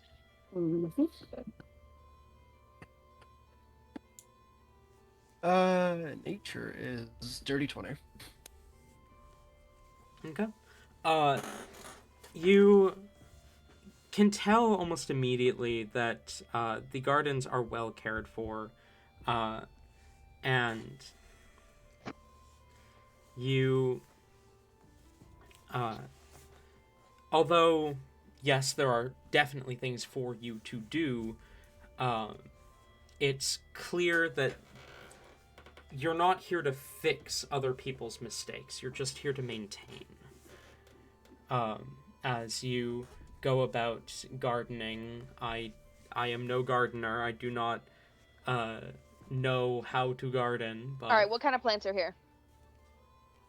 various fruits and vegetables. I imagine mostly. it would just be like mostly weeding. Yeah, probably mostly weeding. Okay, hold on. You could have some people like sing to them. You know, plants like singing. I said mostly. I didn't say exclusively. Ayla, as a professional plant, would know this. Hey, as a certified farmer, I will say. As a certified plant enjoyer. When I sing, they make no noise back, which means they're enjoying it. Mm-hmm. It's been scientifically proven. Okay. Womp, I guess. Anyway, Rain, are you doing anything other than just basking in the glow of the sun? It takes. Well, first of all, I definitely should go last for like the full amount of thing, like right before we're about to leave, because Rain would do this only after like when it's getting close to end time. What the fuck?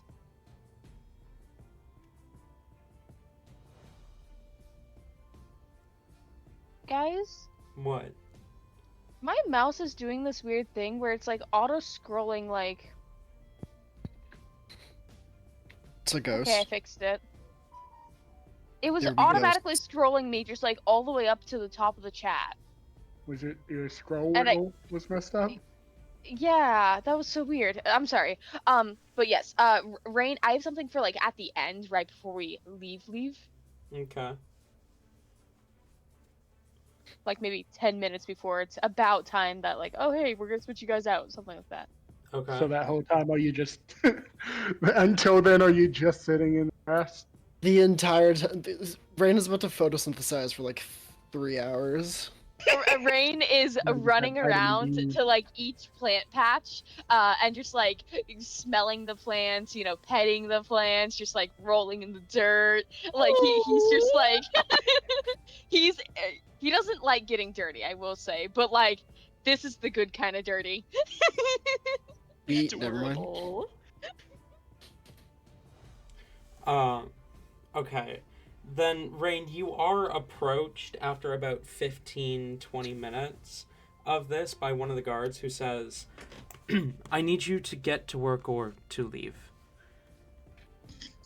Reminder for Talon, in case you've forgotten, Rain is not supposed to work here. This is true. I'm aware. Okay, just wanted to make sure. And Rain is going to kind of just like he's gonna like really heighten up the whole injured and just like kind of glare at the guard, and he'll just say, I'm doing exactly what I'm supposed to be doing, leave me alone. And he's gonna go back to smelling a plant. You need to, but Apollo placed a hand on his shoulder and says, no, he's right. The medical wing specifically said that he's not supposed to be working right now. Oh. I see. Apologies. Rain will stick a tongue out at this guy.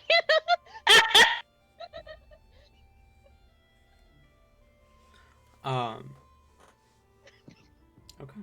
Hellebore and Helly.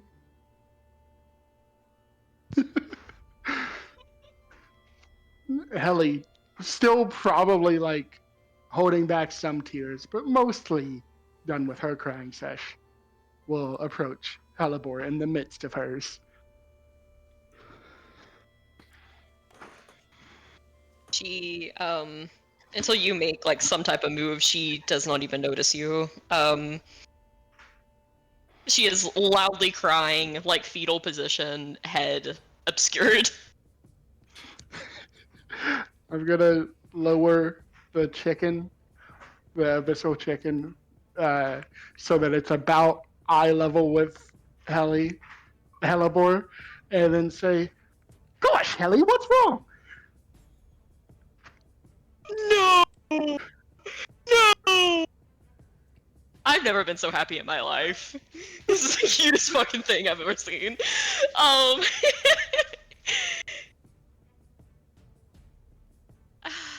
There's an ear flick, and a few, like, sniffs. It takes her a few seconds, of, like, heaving. She kind of, like, wipes her eyes a little bit, and when she looks up, I feel like there's a jolt at first, before a look of just intense curiosity and, like, adoration crosses her face.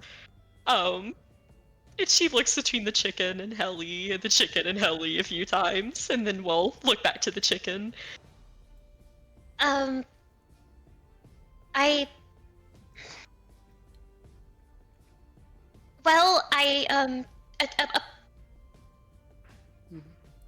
Here, Helly will sit the chicken into Hellebore's lap, and then say in abyssal, "No biting."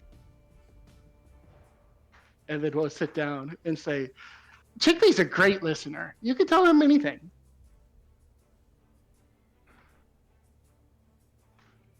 One of the cutest things I've ever saw. What is this? Oh. He's an abyssal chicken. The Abyss has chickens? Mm-hmm. Yeah, they tried to invade our circle like a long time ago, and they brought these to eat. But when we beat them, we took them, and I bonded with Chickpea here. Oh, anyone? Well, yes, I do. I do see how. No, I'm definitely not thinking about eating it. They're adorable. I love them. I love them so much. Thank you, Helly. Of course. She'll, almost like teddy bear style, will completely hug the chicken and kind of like rest her head on top of it. Her head like facing toward Helly as she smiles at her. I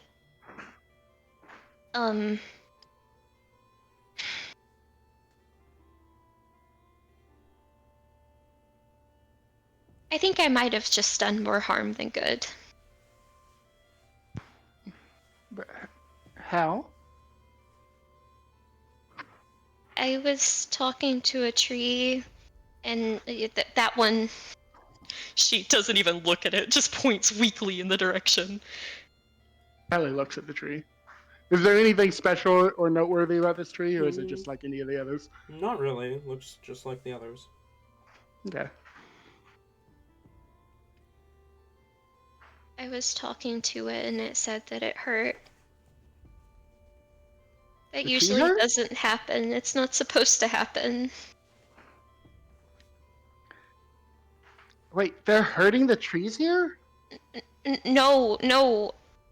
It seemed okay here. It said there's like a bunch of trapped souls or something, and like it didn't think the surface was real, and it didn't think crows was real, and then I turned into a crow, and like it was like we had like an entire thing. There was like arcs of this conversation, but then at the end it was like, whoa, like you're hurting me. Did you like like reek of death, and like it was just like an entire thing, and like. It isn't supposed to happen. Ellie will reach out and, like, I imagine you have 4 arms. So even though you're holding the chicken, I can still grab one of your hands and say, well, I don't think you hurt. Maybe that tree's just like really sensitive.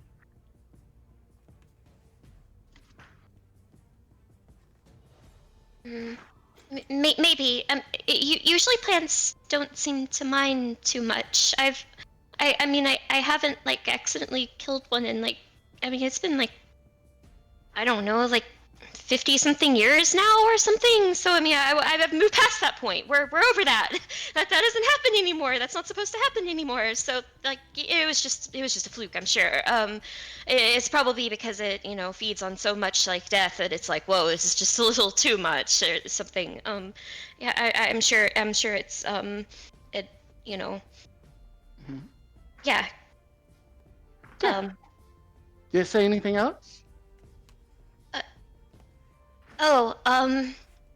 Did it tell us like a secret escape route?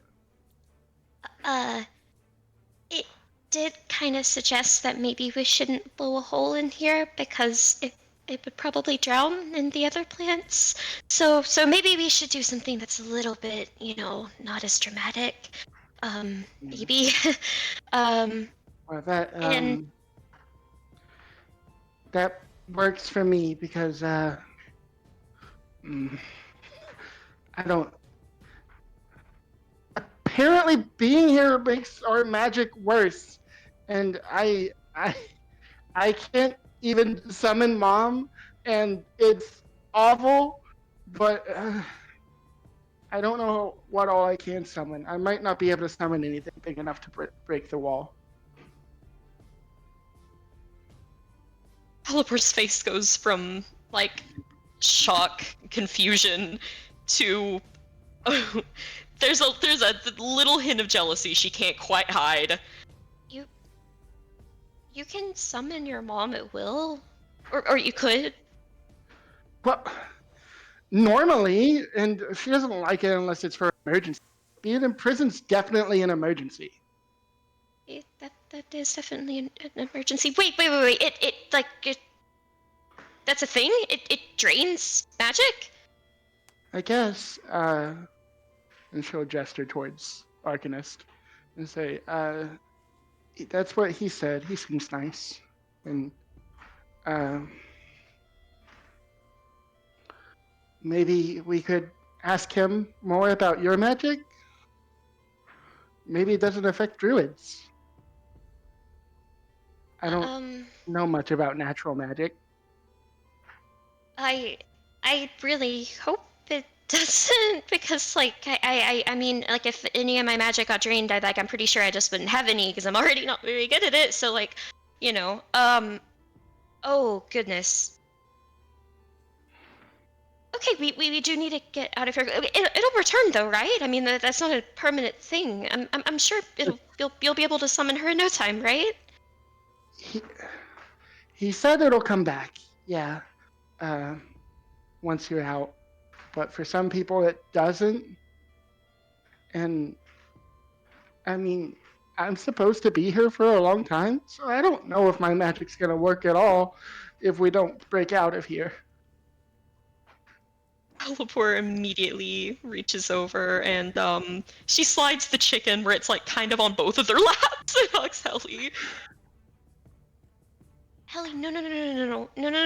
It's we'll no. It'll get out of here, and you're the one and only Angel. So, like, you're obviously it's gonna come back, and, like, your halo already, like, it's like whoa, it's like woo, it's like, you know, like bright and stuff. Like, I'm sure that means it's like coming back or something. And yeah. Once we get out of here, and I saw you photosynthesizing over there. So maybe once you get the real sun, it'll, like, power it up and stuff, and then yeah.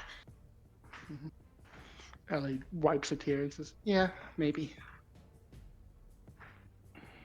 It'll be totally fine, I promise. And I'll try to protect you with my meager magic. I can at least turn into a crow, so I can peck eyes. If all else fails, I can peck eyes. Mm-hmm. You can turn into a crow? Yeah. Do you? Whoa! Wait. Do you have crows? Yeah, we have crows. They come all the time. Oh, good. I was really scared that you might have been like them. They hadn't seen a crow before. How do you even live without seeing a crow? How do you survive? How do you get happiness? Ellie looks away like she's considering something, and says, I don't know if I can summon mine right now. And Arcanist said that if I tried to summon anything else, he would have to do something, so probably not a good idea. Do you have a crow? Mm-hmm. I have a contract with one.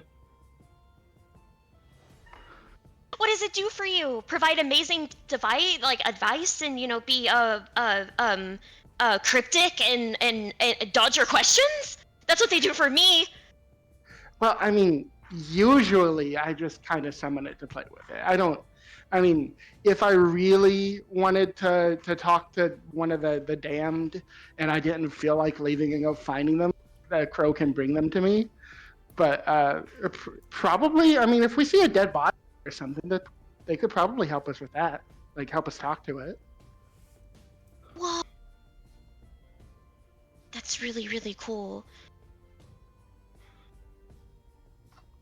I have a crow that was given to me too, that I could probably can't get right now, because they don't go down here.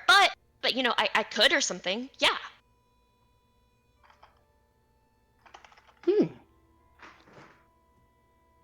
Maybe our crows know each other. I'm sure. They're probably like, like a murderous gang or something. Or a murderous murder. I guess that would be more accurate. Mhm, mhm.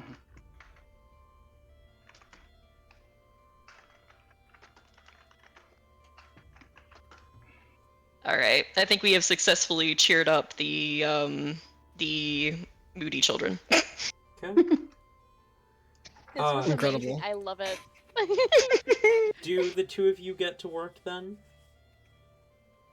Oh.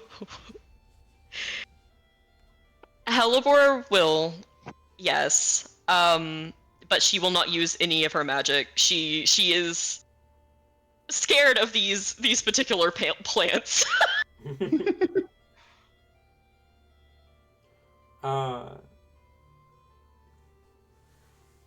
Okay.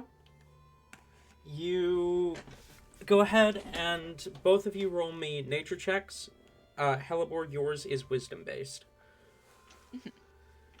Because I don't understand why druids and clerics don't have wisdom for their nature and religion respectively. It is quite dumb. It is pretty silly. In some cases I can get it. In some cases I can understand it, like a cleric trying to recall information about a foreign god, like a god that is not their own, or a druid trying to learn about a plant from a foreign land. But, like, for the most part, I feel like they should be wisdom most of the time for those classes. Mm-hmm. That I think was a 21. I would support the system in general being more open to like rolling a skill with a different stat. Like it's kind of already written into it, Mm-hmm. but it being more normalized to be like, roll a strength-based intimidation or something. It's funny Yeah. that one is actually like listed in the player's or in the DM's guide as like, sometimes a player will make a check, but it'll call for a different stat. For example, using strength for intimidation instead of charisma. That's kind of what I like about Vampire over D&D, in the sense that like the stats, like proficiencies aren't tied to certain stats. It's like you have this skill and you have this skill. So like if you're gonna do stealth, most people in our group would roll like Dex and stealth, whereas I would roll intelligence and stealth because because I was less on being like sneaky in a sense of like hiding in shadows and such. I was more, I'm gonna move here, here, and here because this person's gonna be over here, and over here. Traveler's So the same way. Yeah. Anyway, Or, I don't know. That's what anyway, kind of what I liked. I got a Yeah. 14. Wait, Okay. hold on. Yes, 14. Okay. Sorry, the dice is hard to read. You're fine. Hellboard, you recognize most of these plant types. You've traveled throughout most of the Callus Kingdom and the Wisenian Empire. And these plants appear to be from those more humid climates.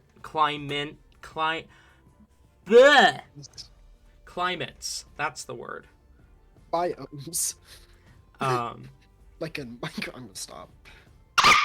I mean, to be fair, biomes would be accurate as well. Because it's not just a Minecrafter. Anyway,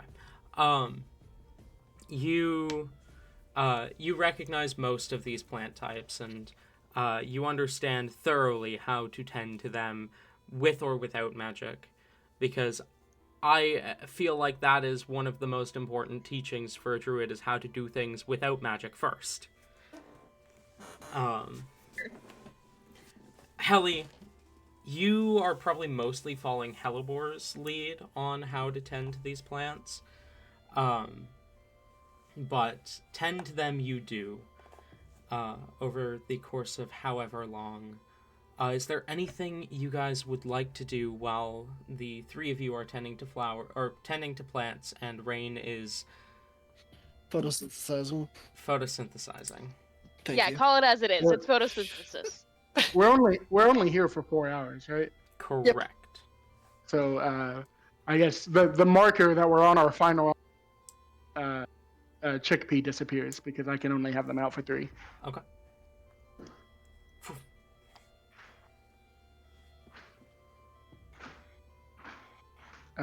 Otherwise, I think Helly's mostly laying low.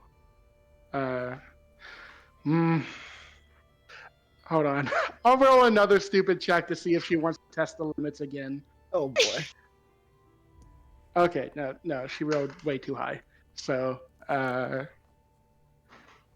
she's mostly just following Helivor's lead, asking what the plants are and what she's doing, and probably not actually helping that much, but being curious. You don't make anything worse, and that's the important part. I start tearing up plants and setting them on fire. Oh, damn. No. Ouch. Not What is the magically. biggest, I get flint and like- steel. This garden. What is the biggest plant here? There's a small tree about, like, a foot taller than you. That's a small tree.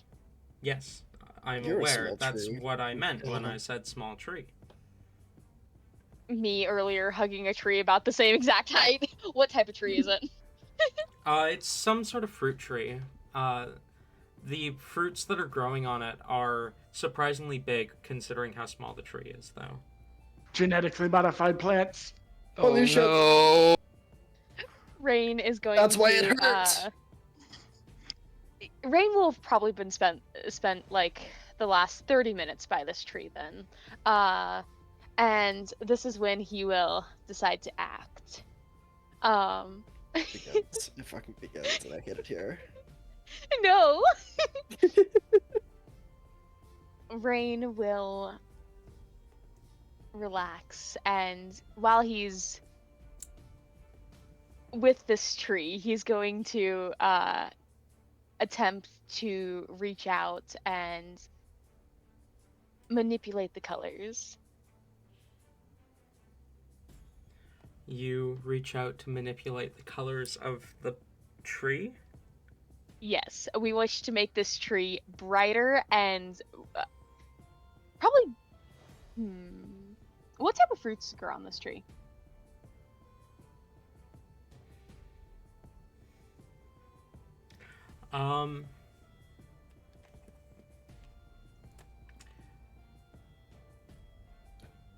I don't Oh, think Rain God. would recognize it. It's a fairly thick yellow. It almost looks like an apple, but not quite. Okay. Well, Rain will imbue this tree with magic and color.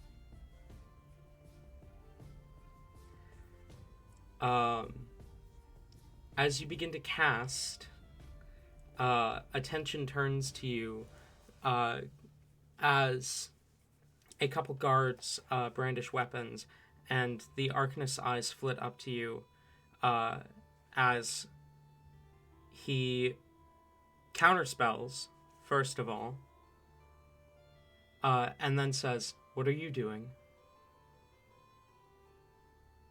For context, I imagine Rain was probably like sitting down on the ground next to said tree while he was doing this, and like having his eyes closed while he was doing this. Upon realizing that he was just counterspelled, he'll kind of open up, and it's like he's being snapped out of a daze. He'll look around.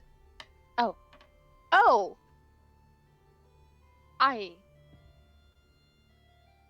Well, that's not too good. No. What are you doing? I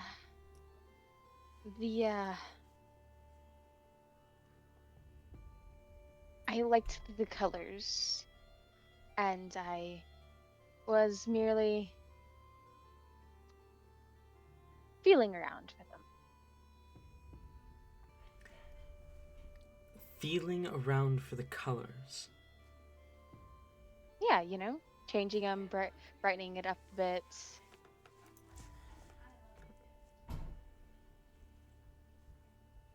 Why?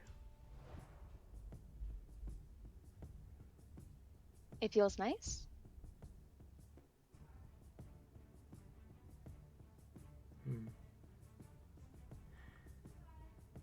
Wouldn't you like to add a little more color into your life? I'm going to let you off with a warning, but don't cast again.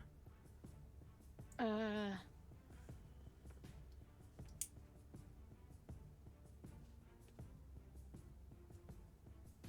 don't know if I'll be able to hold to that.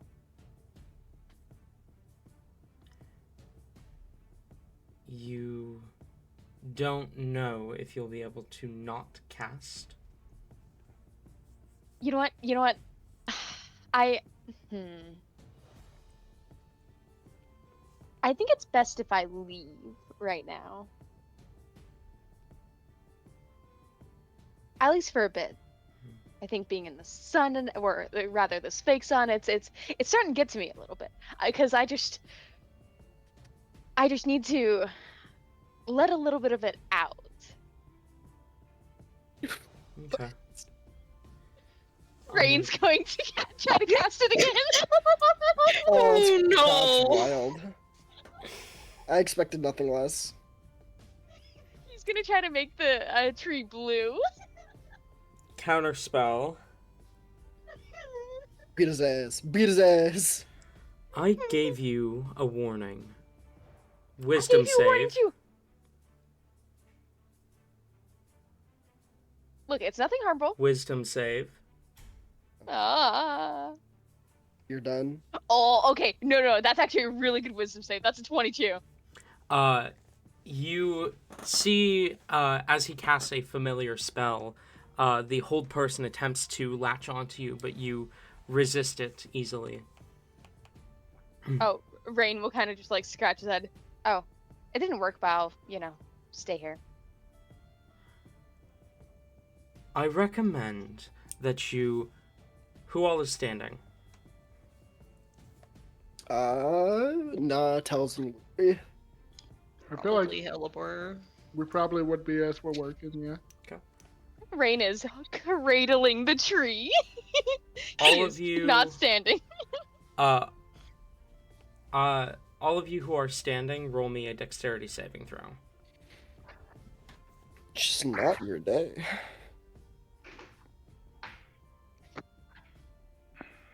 I got a soft 20. 22. Okay. You two both managed to keep your footing as the facility rocks and shakes. This quake much more violent than the last ones. As you manage to grab onto something and barely keep your balance, you see a couple of the guards fall. The Arcanist has to catch himself. What in the hells is going on?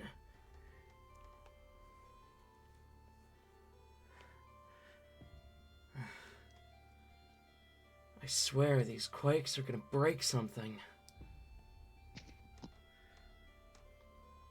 Have they not already broken anything? I find that to be wildly unbelievable if that's the case. Nothing in here. Cracking foundation. Well, that's good at least.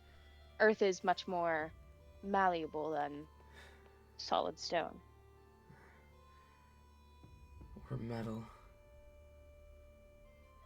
The pipes have been creaking a lot more the last couple days, though.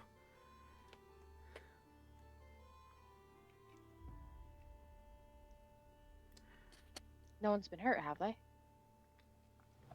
Other than a few bumps and bruises from falling, not yet. At least not that I'm aware of. But I don't leave these tunnels. That must be amazing.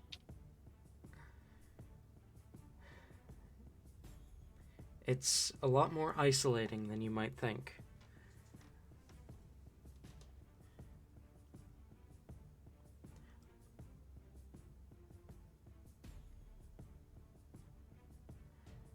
You all should probably get going. It's almost the end of your shift, and if those quakes come again, I don't want you in here if these pipes break. Right. Can Rain grab a handful of dirt? Sure. Eat the dirt. Eat it. Yeah, I was is going to eat the dirt.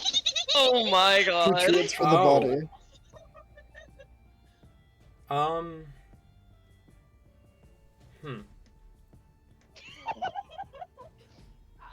Okay, Rain wants to try to get 2 handfuls of dirt specifically. He's gonna put one in his pocket for later and eat one now. Roll,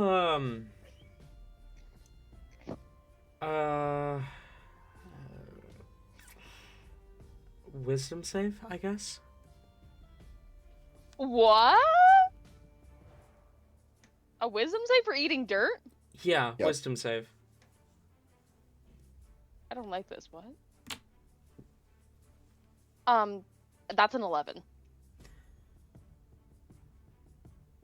Your head begins to throb and you take 1 point of psychic damage as you consume the dirt. Okay, so how much did the healing? How much healing did Rain get previously? He'd probably You die. he'd probably be at like 10 hit points right now, so Okay, that would put him down to okay. 9. Okay, You eat the because dirt, I did you have him at fucking 1 because die. he wasn't. That's some really bad dirt. Okay.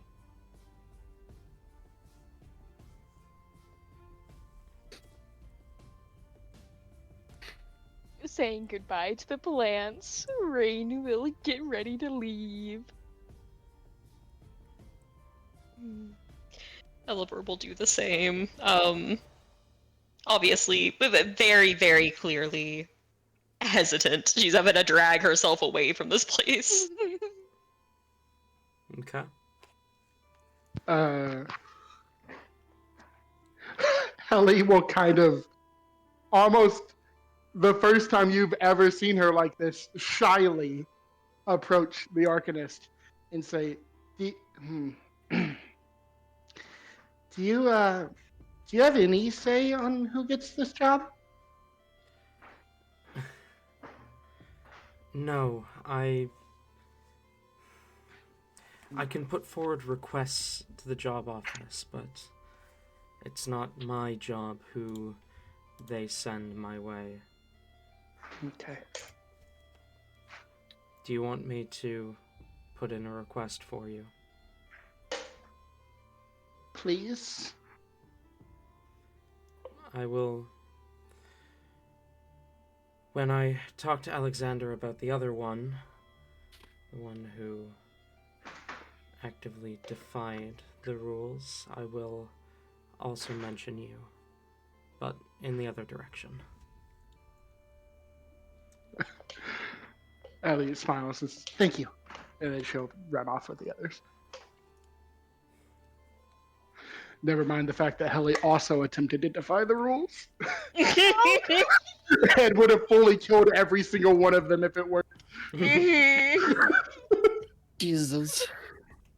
See, Look, that's why Rain had to do it twice to make sure that Helly is not seen as the biggest target here. I was just saying, like, the difference there is that Helly did it once, and then after being, like, warned by the Arcanist, did not do it again. Rain was warned by the Arcanist and then immediately did it again. Just Rain so silly and goofy. Look, we have to make sure that Helly's reputation is not in question whatsoever here. Okay.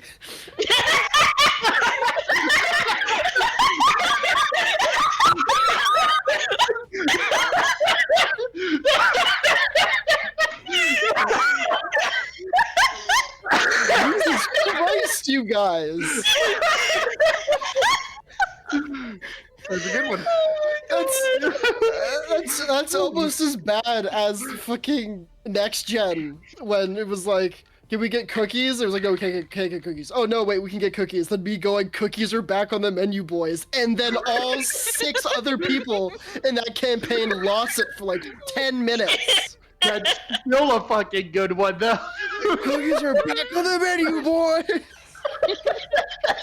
I won't lie though, hearing that combined laughter, I think I could hear each other through the other mics. So it sounded like I Christ. was reminded of hyenas.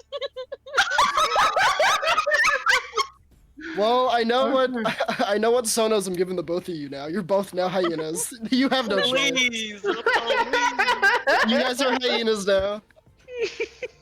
Can we get the 3 hyenas from The Lion King, but it's just Ayla and Tori's faces? Yes. Wait. Who's which hyena though? This is important. Oh Christ. I don't remember them. I'd have to watch the movie again. I don't remember their names. I don't remember one of their names. 1 second. I think we all take turns being the crazy one. Mm. They're all crazy. Anyway, continue, please. As you guys leave the gardens, that is actually where we're going to call break. Mm. So we'll be back in 15 minutes, so that would be 25 past the hour. Gotcha. The joke was not that funny, you guys. Relax. It was pretty fucking good. I just said okay. And you guys fucking This It was the guys. delivery. I'm missing out on movie night. No, I think No. what made the delivery better for me was I had a thing I was going to say. Like, I had a whole thing, and then it vanished, and all I could go with was okay. So, like, there was so much more I had planned for that bit, but then it all disappeared. Sometimes less is more, Tate. Yeah, clearly. I said 2 letters, and you guys fucking lost it.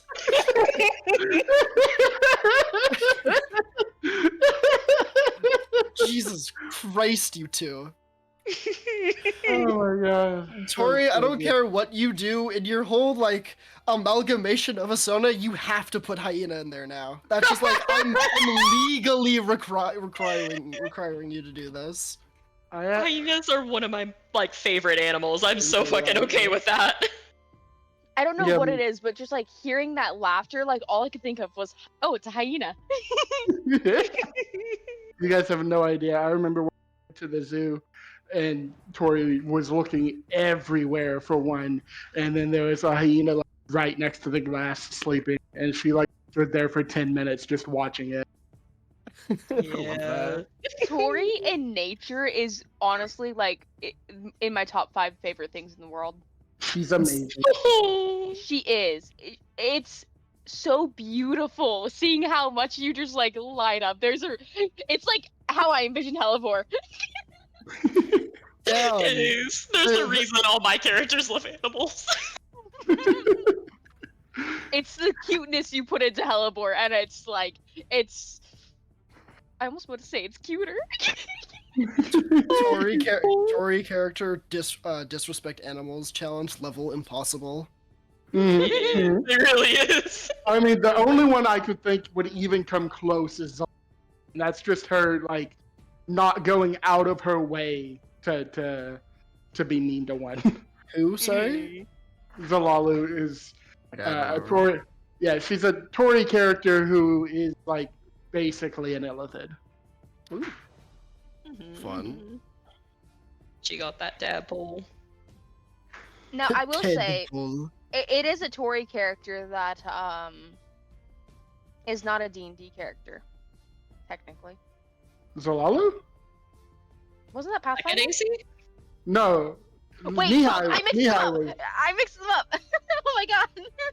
Yeah, Lackadaisy and Nihai are the only ones who aren't D&D characters. I fucked that up. Oh, you. My mind is still stuck on hyenas. I'm sorry. They're pretty silly. I asked Kieran immediately after the Fursona conversation what animal I would be, and I liked his answer a lot. He said I would be a stout. Which Yes. I agree with this. He said I would either be a stout or a moth, and I was already thinking a moth. so I might be a stout with moth wings or something. That's even better. Okay. Now I gotta pop the question: what character do you think? What animal would I be? Mm, Oh goodness. Jackal. I will don't judge know. your answer. Jackal. Jackal makes I sense. could see that. Yeah. I will judge all your answers. I get Jackal. well. I'm walking in Jackal. It might be a little stereotypical, but I can definitely get some sly fox energy from you. I was gonna make a comment, and then I remember that that's a stereotype within a stereotype, so I'm not gonna make that comment. Wait, That's, okay. I'm now not you've gonna. clarified that. I'm not gonna I wanna force know. furry stereotypes into this. I'm gonna keep this wholesome. Wait. No. I want to I know. would- I want to know. I was talking about the trickster fox stereotype. I don't know what stereotype Tate is talking about. Don't worry about it. Damn it. Okay, sure. I Oh, process that as you saying "damn it," but in a funny way. Like, damn it! Oh my god. Damn it. Oh no, I slept instead of working on my resume. Silly me. Oh no! I had a nap today instead of doing work. What is wrong with me? Oh no! Just No, oh, that's no. accurate for me, Tate. What? Okay. Uh-oh. New alien lore for me. no. Okay. No. Now I want to okay. know. Oh god, I gotta know. New Ayla lore. Ayla's a whore apparently. Let's go. Oh yeah, that's not new. Well, welcome to the gang. No, You can my either God, tell there's me- a difference. Same difference. I'm gonna need to learn more about this. I'm gonna need to know all your recent hookups. I'm gonna need names, addresses, sizes, I Social forget. Security. Social security number, the funny 3 numbers at the back of their credit cards. I'm gonna need all of it. I need it documented. So, I have a fun fact for you. You don't always need those funny 3 numbers. Yeah, but like saying the line is fun, so I'm gonna keep doing that. Okay. So never mind. With this new lore, I would absolutely say fucks. If it's No. Again, cannot stress that it is now necessary that me and Tori know what to talk about. the stereo. Okay, now that I've already alluded to it, but you two missed it apparently somehow. A lot of people, the big like fox stereotype is that they're sluts. Ah, It's yeah. it's mostly a joke now, but like it's kind of true. It's like a little true. If you saw my stream last night, you'd understand. I never knew you could make so many innuendos with Uno. Oh my god.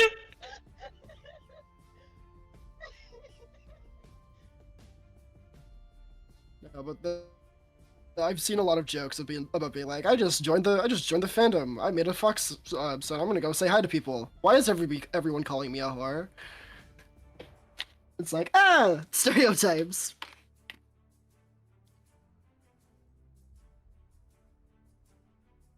I love it.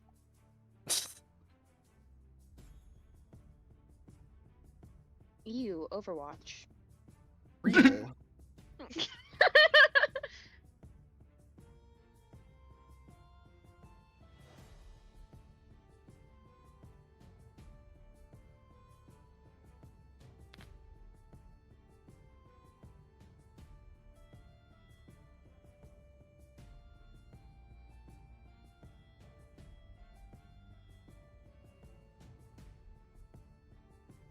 What time were we supposed to meet back? I don't Oh know. fuck, I don't remember. In 25. 25? 25 minutes from now? Okay. I'll be back. Long break. Wait, Yeah, I'll be right back. is it 25 past? Yeah, Yes. 25 past. Okay. I'll be back, guys. I'm gonna go do some stuff. Same. Yeah. Oh, Tori, wait, Tori, wait. Let's meet up. No, I just realized exactly what you are, Ayla. I've been thinking this entire time. You're a raccoon. Oh my god, I can see that. Yeah, Mhm. I don't know. Raccoons seem a lot more chill than I think Ayla would. I don't know. Oh no. Okay, let me send you the video. Let me send. Raccoons can definitely not be chill if they wanted to be. I'm not saying they can't. They can't not be chill. I'm just saying generally. I don't know. All the content and all the things I hear about them, they're like chill little goobers. Oh, I guys. could definitely see Ayla as a very cute raccoon. Mhm. In your opinion, if you were to kill a phoenix and snort the ashes of it, In our opinion, would you get magic powers from it? I say yes. I would It would be definitely say suspicious cocaine, but you know. you would either die from the phoenix like erupting and the ashes like burning you from the inside, or you'd get magic powers. But that's the only two ways. Mhm. But I feel like you gotta have like the angst bit in there as well, where like it's painful at first when you snort it, and then you're just like writhing around in pain. Then boom, you got magic powers, like every villain origin story. Well, yeah. Don't snort suspicious cocaine, guys. Ayla, is this gonna be your character's next backstory? Wait, what? Wait, what? Is this gonna be your next character's backstory? No, it's actually funnily enough alluding to my VTuber. Oh my god. Nice.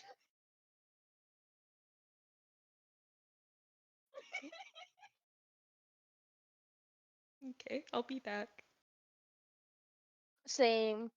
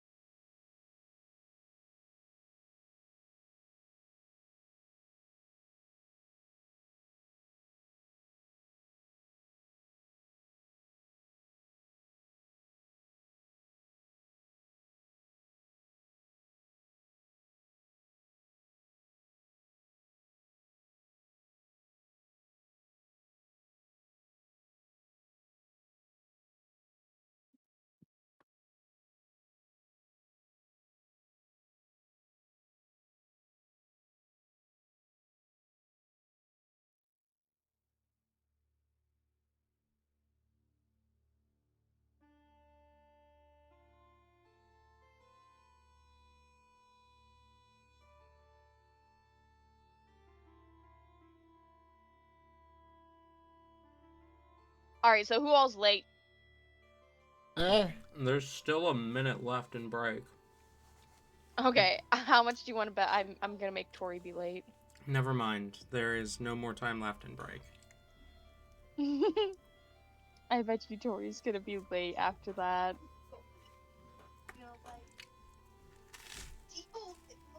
Tori and Tabby both, because we stalled for so long.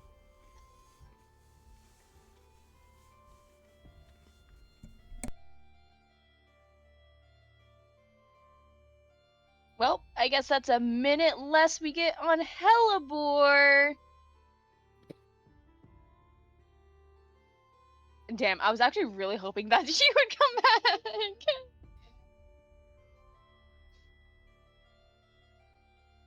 Talon, I want your opinion on it. Mm-hmm. If you were to kill a phoenix and snort its ashes, do you think you'd just die, or do you think you'd get magic powers? What the fuck? Suspicious cocaine. I think wording it that way makes it worse. Wording it what? Is this the What are we secret wording? lore behind your VTuber? Yes. And Oh. you're saying that live on stream? Okay. Mm-hmm. What you don't get is that there's even more secret lore behind this. Of course Yeah.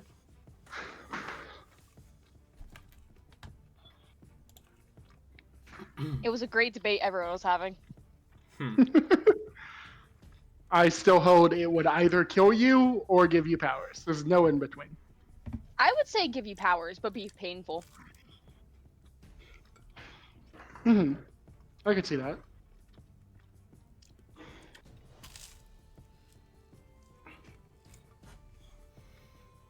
Oh my god, I had a genius idea.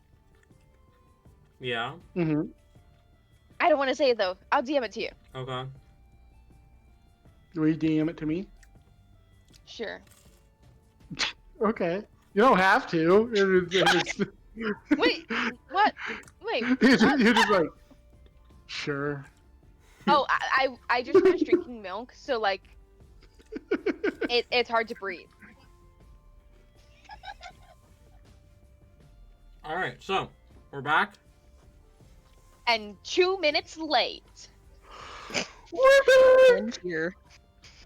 Um, Yo, 2 minutes we are left so here back. with Hellebore. it's so Jover. Wait, is Vernon here? Eh? Yeah? No, he's over. He's over. Like, I'm not gonna say that actually.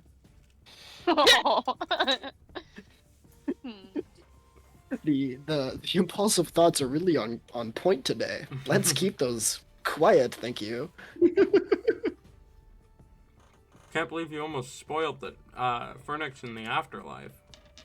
Whoa! What? No. Ah, you ruined it. Damn. Aw, shit. Ah. Aw. Oh, damn. Try to think of just something to say. It's just not happening. Anyway, as you guys leave the tunnels, what do you do? No one was with us for all that, right? I assume he just like Uh-huh. did garden work. Mm-hmm. I mean, luckily he was also the only one that couldn't like feasibly, cast magic and get kicked out there. So I think the difference between you guys casting magic and fucking Taliesin casting magic is Taliesin would be shot on the spot. You guys is like, just don't do it again. Taliesin does it, fucking loads RPG. For Taliesin, it would be a guards come out immediately behind him, just like, finisher! You're gonna die! Well, on the way out, Helly at least would be kind of chipper and say, I think that went well.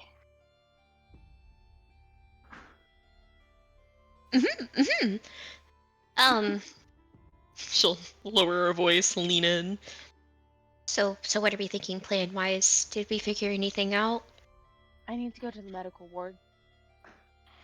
That's not surprising. And well, nothing more than what you figured out. Hmm. Oh, I should tell, like, you guys too. So, like, the plants, they were, well, just the one was, like, really, really weird. And, okay, this is just a theory. Like, maybe a little bit of a crazy one. But I figure I might as well just say it. So, Rain, like you said that you talked to the warden and they were all like, whoa, there's like a prisoner here that's like, super like monstrous and bad or whatever. And then like I was talking to the plant and then, they were all like, whoa, like down below there's like a awful beast thing trapped down there. And they were like, oh, you can't let it escape or whatever. So like I think they're talking about the same one. Tell me what if the prison had some like organs, where would you say it would be? The bowels. That's crazy. In the anus of the. The ass of this establishment. A big monster that wants to get out sounds like it would be very helpful. I kind of agree that I don't want to go against the plants because generally, like, they're spot on. You shouldn't go against them, but that one was like a little I think the fake sun in the water might have got to it a little bit. It was a little wonky. But I mean, if they're having someone, held prisoner, like maybe like if we like help them escape or something, they could like totally help us. I mean, I don't know how we do that, but like,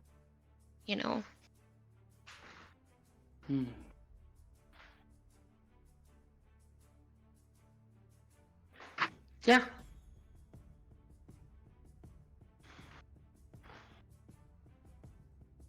So we need to go down to lower levels then, right?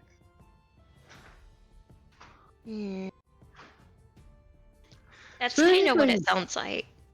So anything actually stopping us from just going down to the detention floor, like by ourselves?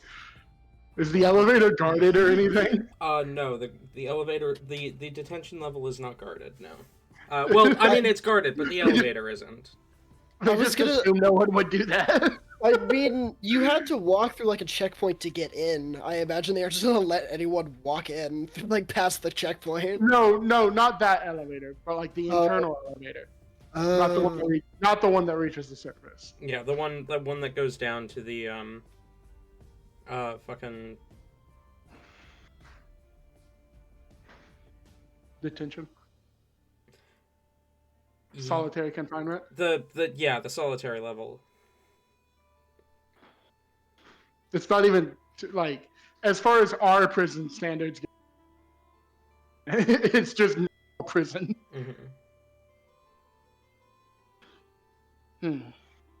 Well then, maybe we should look around more. I did ask the Arcanist, and he said that he would put in for me to go back to the gardens again.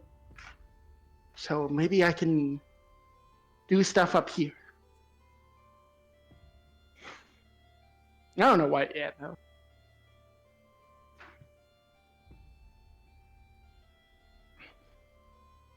I do think doing an escape here might be kind of difficult because it does seem like they're pretty much constantly on guard for magic.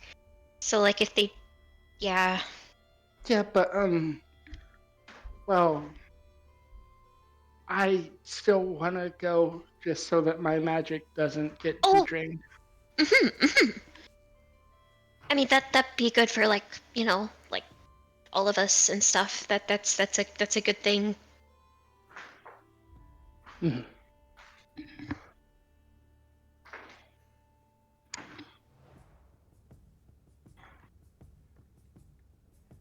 What time of day. Well, I guess we don't know what time of day it is. It Does it is- feel like it's been a while? It feels like it is growing close to night, yeah. Oh, we should stop by and get our money. Oh, We get paid, right? I think it tells him to show where it was, yeah?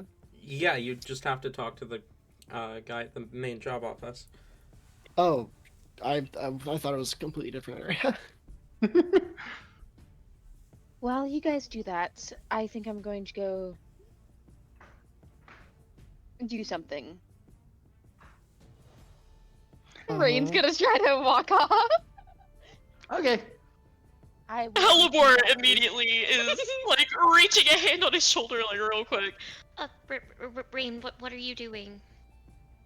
potentially getting myself in trouble. How? Rain, if you're just wanting to be sent down there, we might be able to just go in the elevator and look around.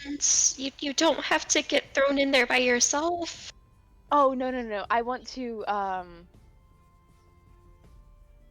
test something in the medical ward. We should go there anyway. We should see your friend Hyacinth. Oh yeah, that's it. Okay. Make it a group trip. We'll make it a group trip. Well, everyone get on the bus.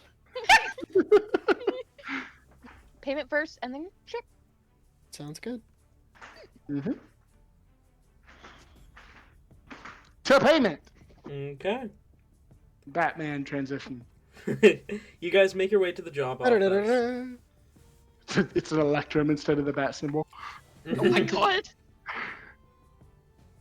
You guys make your way to the job office, and you see, you approach as Alexander, or Alexandra looks up at you. How can I help you? We did fantastic work, and we should be paid for it. Right. Can I get your names? Helly.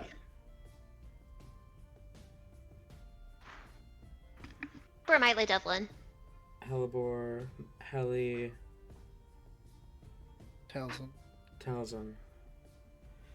He nods and looks at Rain expectantly. Wait, I'm so sorry. I was drinking. Put What the did you say? alcohol down. He's asking everyone's names, and you're the only one who hasn't given your name yet. Imagine Rowan also gives his name, yeah. Yeah. Rain will just kind of raise a hand and say, "Oh, I wasn't actually allowed to work." He nods, and you hear the sound of drawers being pulled open, the jingle of coin, as he slides forward 4 small boxes, one towards each of you. Rain's being nosy and peeking over. So Talzin, you can go ahead and add 50 Electrum. And then Hellebore and Helly, you two can both add 30 Electrum.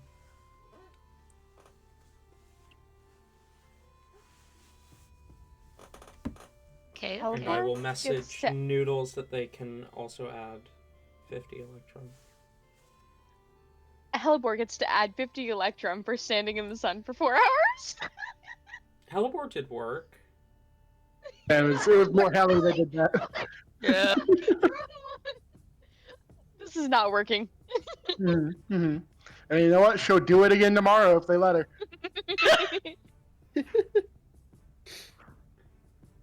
I love how the guards went to Rain. Now not working. Not Helly.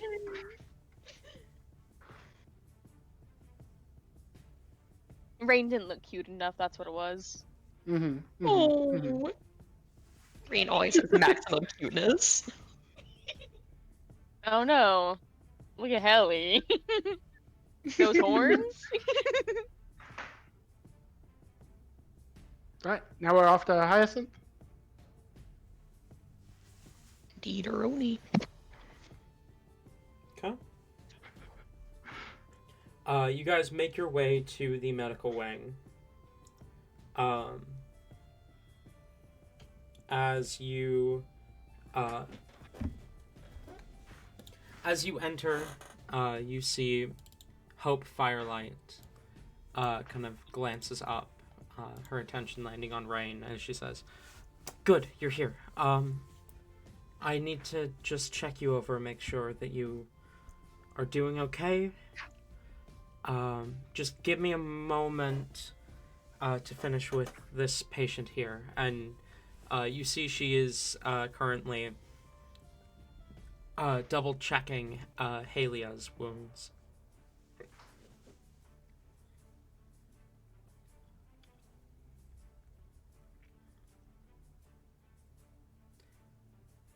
You do also see Hyacinth laying on one of the beds. He doesn't look over at you as you enter, but he does seem to be at least semi-conscious.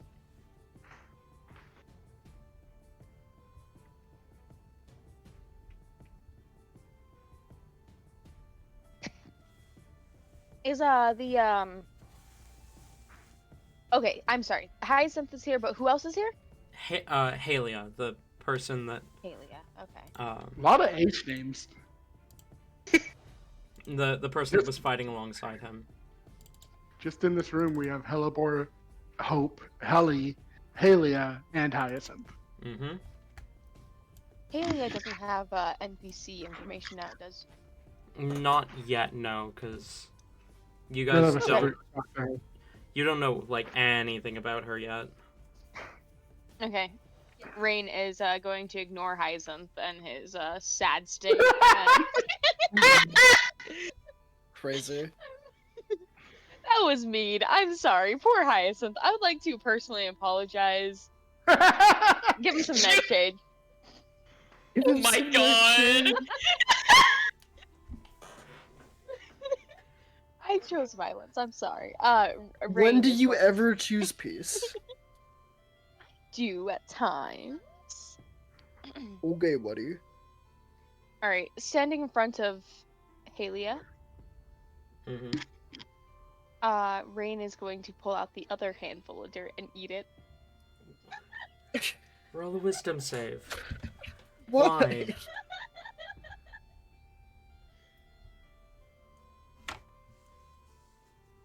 But if the dirt is magical, why roll? Because magic anti-field. That's No psychic. a 7. You take another point of psychic damage and feel a throbbing headache come back. Okay. What kind of fucking power move is this? The tests be testing. Joke's on you, loser. I can eat fucking dirt, and you can't, because you're in the hospital. Hell.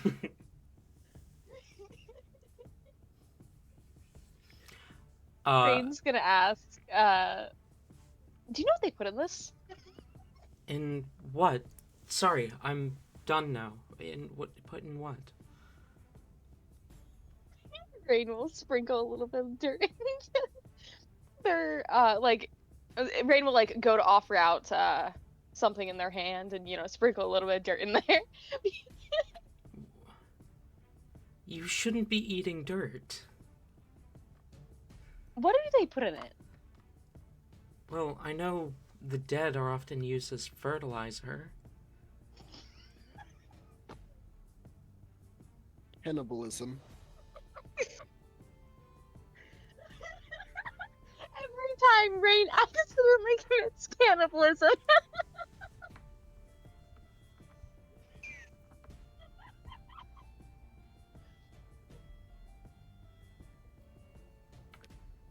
Rain takes a moment to think before finishing off the dirt and walking away. Roll a wisdom saving throw.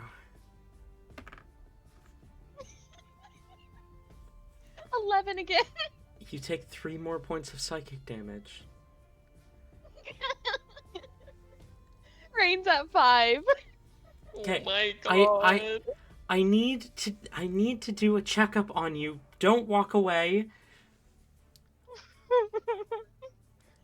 Rain's actively getting paler. If that was possible.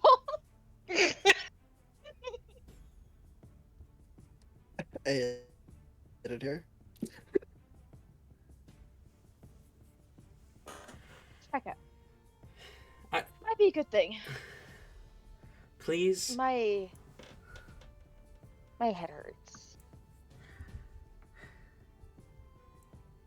My head hurts. Takes a third packet of dirt out that he stole in secret.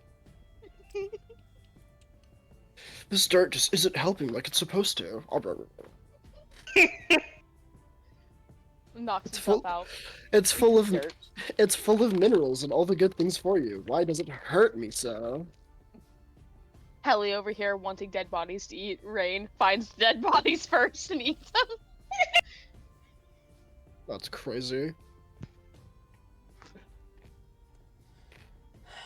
Anyway.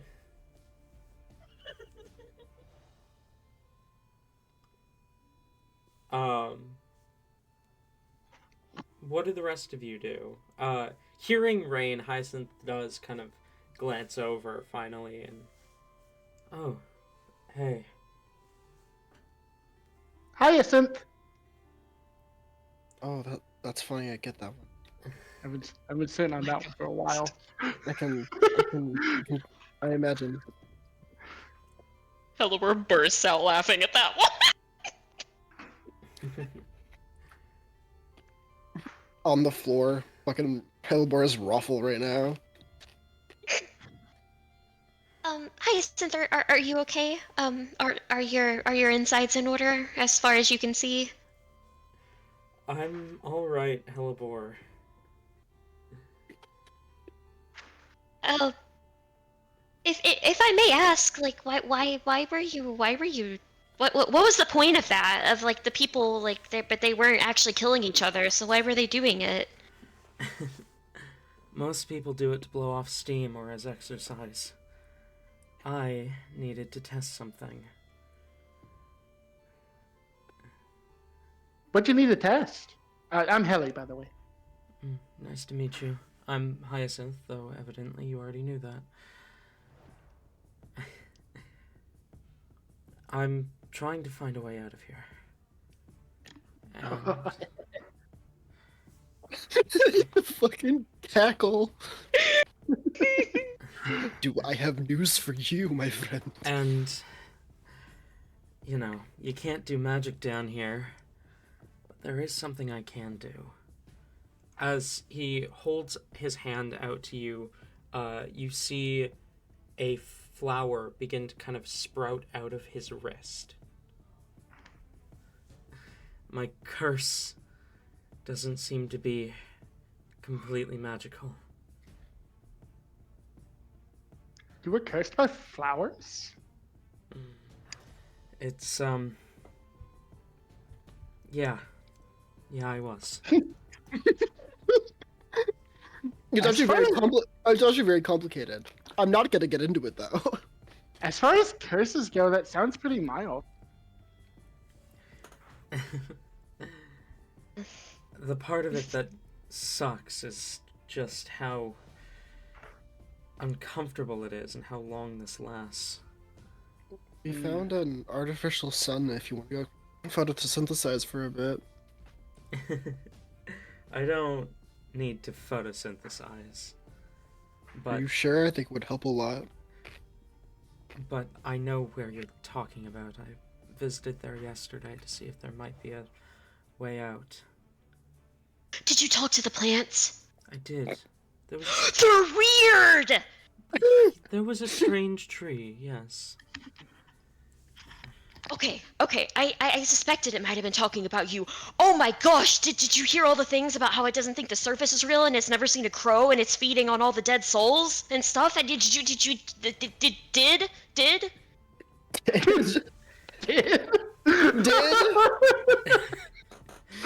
Simply did.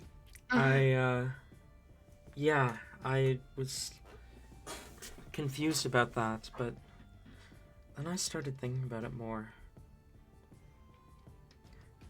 Have you ever heard of a soulbound crystal? I'll tell him that's a great question. Yeah, have I? Have we? Ever? You all can roll Arcana checks. Yippee! I feel like that's at least in name similar to something that Helly's definitely seen before. The soul coins. In name they're similar, but they are not the same. Mm-hmm. I think 23. okay. My books be booking. Yeah, Talzin, you've definitely heard of them. I'll come back to you in a second. That's a good old 8. You've never heard of a soulbound crystal, Hellebore. That's a natural 20 for a 24. Okay. Helly and Talzin, you have both heard of soulbound crystals. They manifest where they are lingering souls. Typically they will manifest where crows cannot reach and death occurs over long periods of time. So they are the most common in the Underdark. They are crystals that contain souls and can be supplemented for most spellcasting components in a spell. Especially any that require, well, souls. They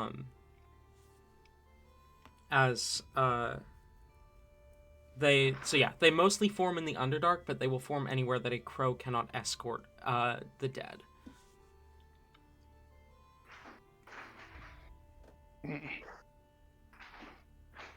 Well, Heliport just tilts her head. No. Well, Helly, you silly, and I explain all of that. Amazing. Impressive knowledge. Yes, they are powerful crystals. I imagine that Helly, if anywhere, would have learned that in the Seventh Circle, right? Probably, yeah. Mm-hmm. Yeah, I've been learning about them as part of my studies. But what that plant was saying about the dead, it sounds a lot like a soulbound crystal. Mm. It might be what's powering the facility. More than that, the plant said that they fed the crystallized souls to them. I think that's why they stay so fresh and live so long.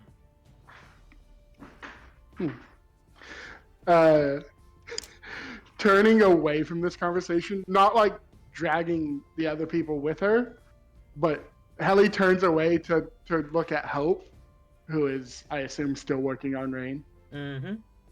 It says, "Hey Hope, how many people don't make it here? Like, how many patients die?"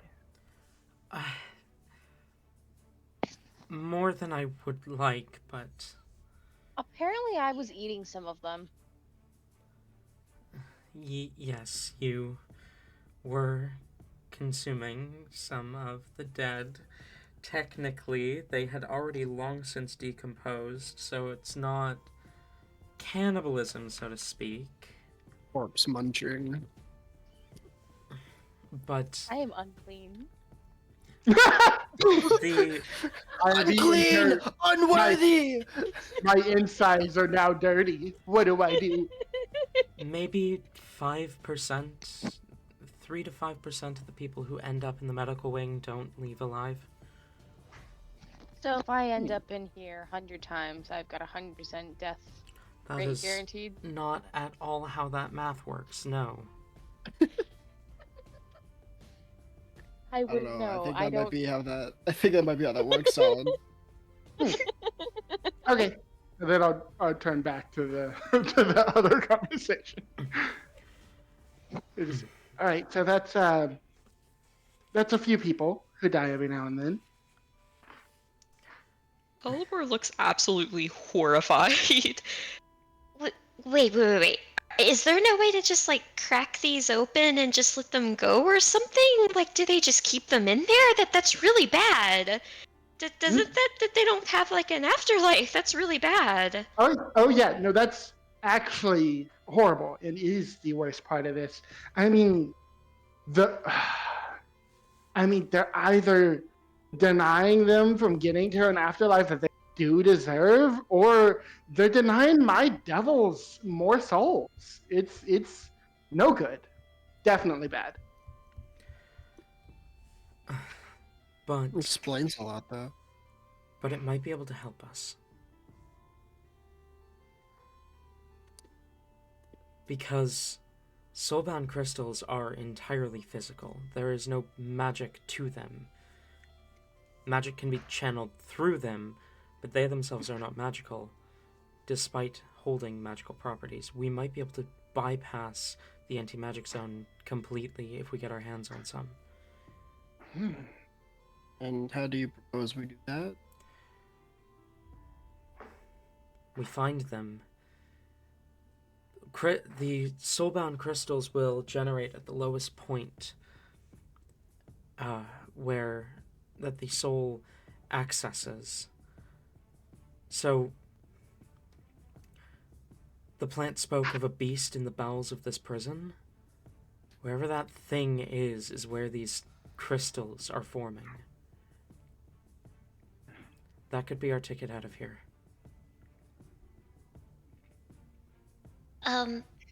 Okay, multiple notes here. One, yeah, we would need to figure out how to get there, but like also like is there a way to set them free? Like I wouldn't want to just use it and then just be like haha bye and like throw it away or something. Is there a way to let them go? I don't know. Not that I've read of.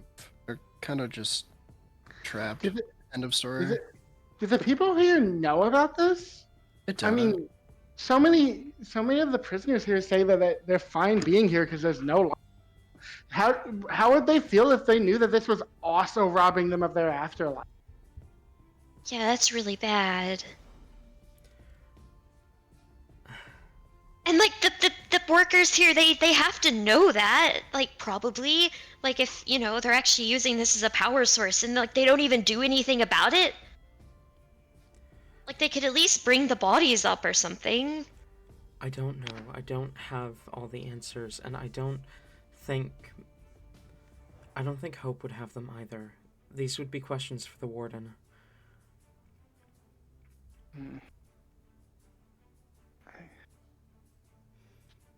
Or we could,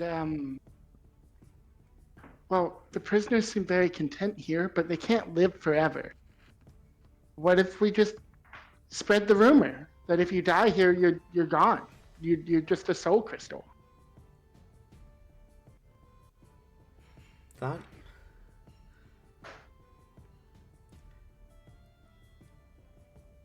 It'd give us at least a few more people who's willing to escape, right?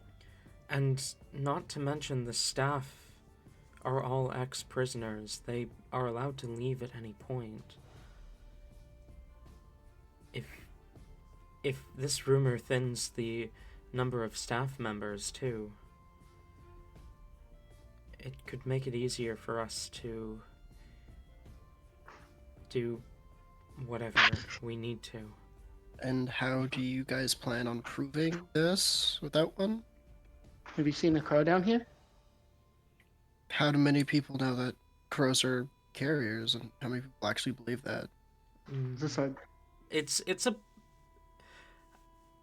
It's a pretty well-known fact. Saying that crows are not couriers of the afterlife is like saying that the earth is flat. Well, I'll just go like fuck myself, I guess. Damn, my bad. Still a sizable portion that don't. Yeah, there's still quite a few people. There is a loud minority.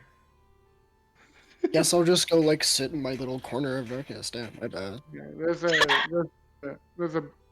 there's a few content creators who went like to the gates of the underworld to observe the crows, see that they didn't get They actually did see them go into the gates of the underworld, but that doesn't prove anything.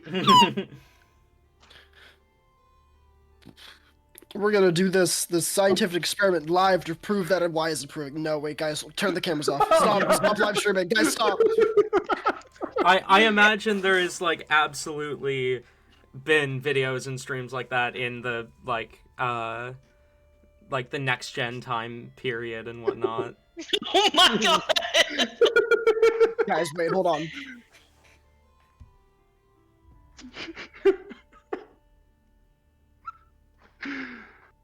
Oh man, I'm trying to think of what they. This is way off topic. Never mind. Yep, move back. I mean, it could just be as simple as they haven't thought about it. Let's just, when we meet someone, ask them what they think's gonna happen when they die.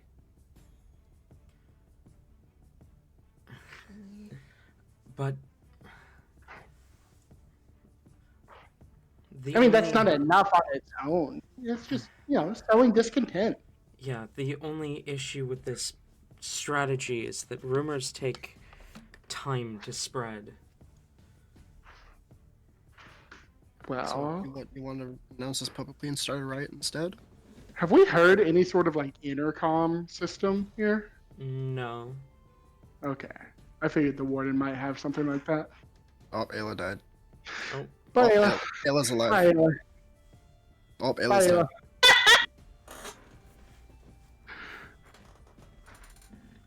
dead. I fucked P. Who's P? Who is P? And can I meet him? Oh, Ayla's alive. Bye, Oh, Ayla. Ayla's dead. Bye, Ayla. Oh my god!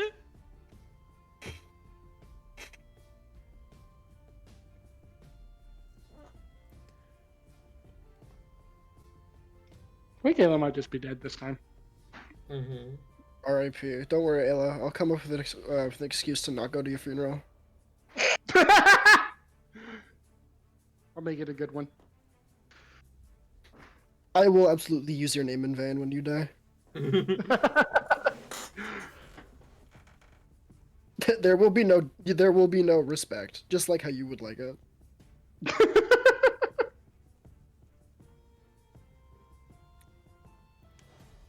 I could absolutely see the ghost of Ayla like hovering. She was like the nicest person ever. And her ghost like screaming like, "Stop! Stop it! Stop talking to me!" Like that. Yes! Spreading lies. She was so nice. I fucked your dad. I pressed a button. I don't know how to unpress it, bro. Unpress it. Just like click it again. That's how buttons work. She can't hear you because she's not here. I know, but I'm saying it out loud regardless. Fuck Might be you. watching this thing. Maybe Ayla should just like open her ears. I don't know. Hear through the electricity waves.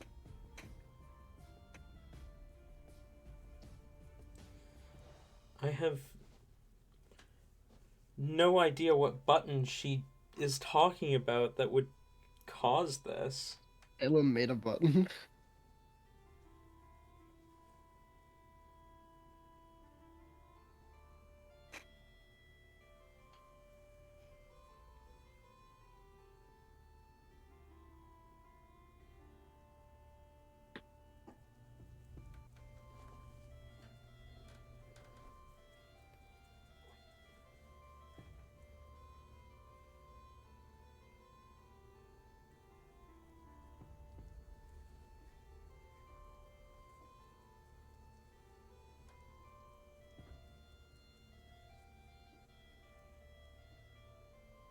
Should we just continue without her? Rain wasn't really participating in the conversation anyway.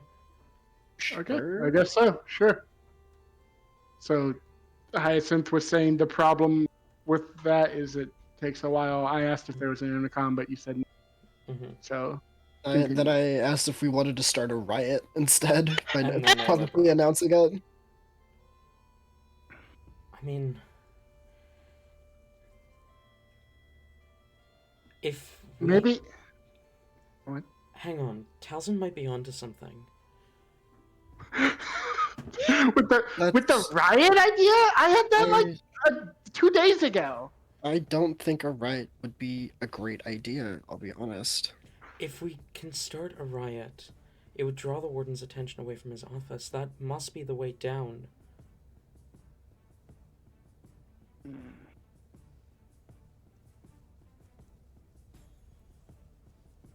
Isn't going through the warden's office how we get to the elevator that goes up? No. Oh.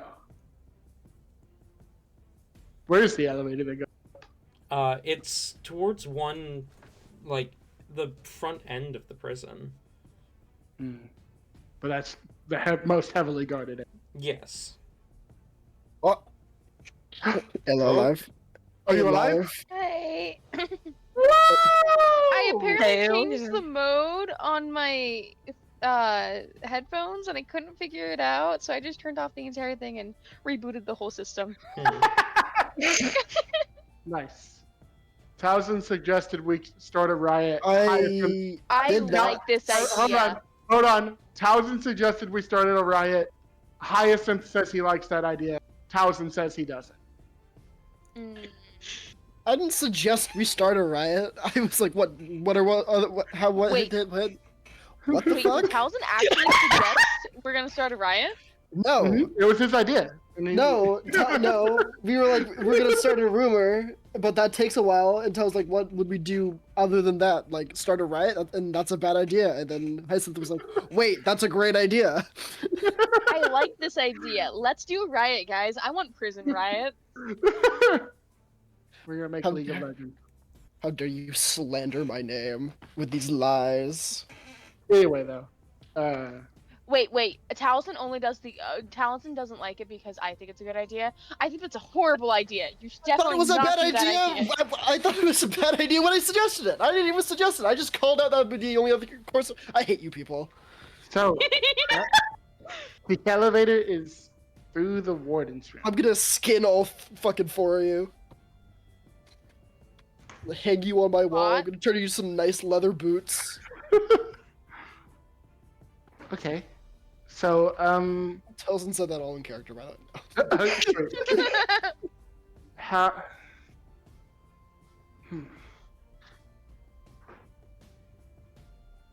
We should get people in on it before we do it, right?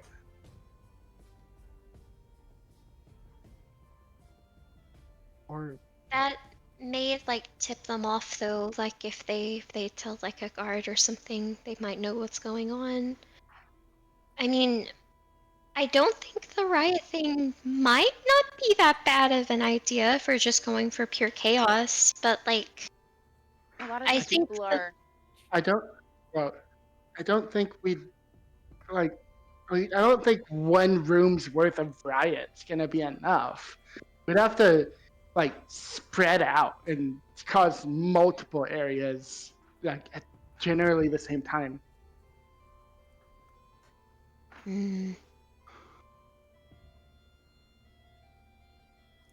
But how would we like get out of there really quick and go to the office and stuff? Like and what about all the other people that would hurt getting in the crossfire of that if it does start a riot?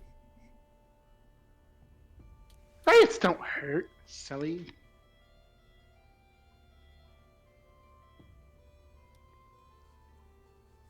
I think it would be really good if we could somehow find a way to like release the people that are in the detention thing, because those are obviously the people that would be more prone to riots. So like they would probably help. But I don't know how to do that. When I was down there, they didn't like regularly have a guard on shift down there, did they? There were guard patrols, but it wasn't like there was a guard constantly watching you specifically. We could probably take a couple of guards and do that, but then we're kind of locked in on this plan. And then there's the whole thing of we're only gonna have one chance at it, and if y'all fuck up, if y'all mess up, I don't swear, Telson doesn't do that. Then you're kind of out of choices, so. So, well, in any case, Rainy Day, Annie, and Hyacinth need a day or two to rest up, so we can formulate a plan then, and maybe not when Hope is in the room. Hope turns around. It's like, I've been hearing you guys this whole time. Guards are on their way.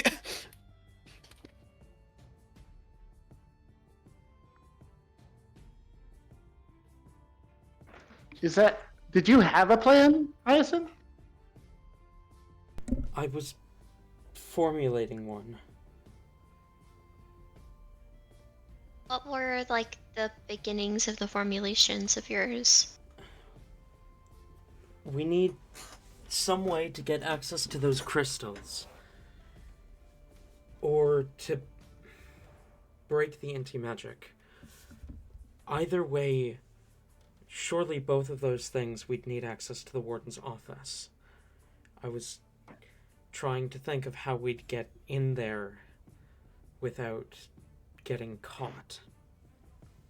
Well, a whole riot, I don't think would be necessary for that. I mean, just breaking some people out of detention would probably get the warden's attention. Maybe, but I don't know if it's worth risking a maybe.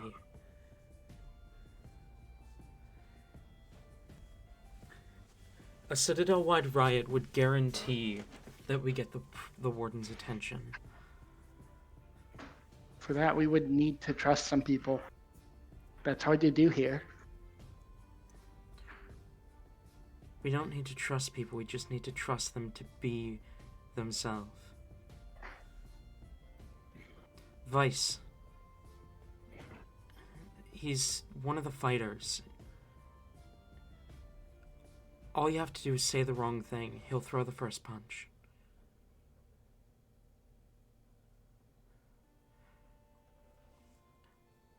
Or Arnada. I've heard about her from the other prisoners. Apparently, she tried to kill someone for treating her as an equal instead of a superior. Oh, that's fun. Just find the right people, say the right things. Tally Mark, Yeah. that other blood guy, he seemed like he wanted out, right? He might help. Yeah, but he also seemed pretty. Maybe, I guess. You could go talk to him. Yeah, I could do that. Sure. Maybe. We'll see. Hyacinth, you could talk to Vice. Ryan's pretty good at pissing people off. We could get him to go talk to that other chick, that other girl, that other person. What the fuck am I going on about? God. I'm so tired. I am mixing personalities. I'm making Talzin a lot more bitchy than he should be. I apologize. You're fine. Talzin has moments where he snaps quietly. I look AKA at me breaking character. Hellebore and then I think and I say, I don't think I'm scrolling. I'm trying to find his name before I fuck it up. I don't think Critical would break out. No, not even a little bit. I feel like the only way that he might is just to, like, get revenge or something, but he seems, like, super, like, oh, I'm a monster and shouldn't, or whatever, which is, yeah. Well, he was also under mind control his entire existence after becoming a vampire, and this is the only place keeping him from being mind controlled, so Yeah. there's no point to ask him. He wouldn't be, he'd be very against and would probably notify people that this could possibly happen. I also don't think the soul thing would really matter because, you know, that like ship has already sailed, so yeah. Maybe we shouldn't do that. I'm not good at talking to people anyways. I don't think I'd really be able to convince them. Talon, you never posted the the guy that talked to us about blood stuff, did you? I did. Leordas. Oh, okay. For some reason, I read Prisoner of the Praesidium Citadel as Loyalty, and I was like, that's not him. That's someone else.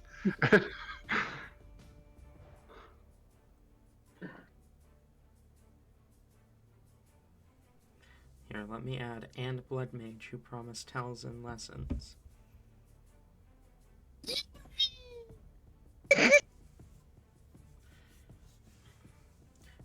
When do we do this? I need rest. Rain needs Mhm. rest. Rowan should probably get some rest. Rain in the corner eating dirt, just handfuls of it. He's somehow like broken the tiles and there's more dirt under there. He's like eating out of a shovel. Hope told me I'd probably be allowed to leave in the morning. I shouldn't do any strenuous activity, but that I could leave in the morning. So, what if we meet up at lunch and try and start there?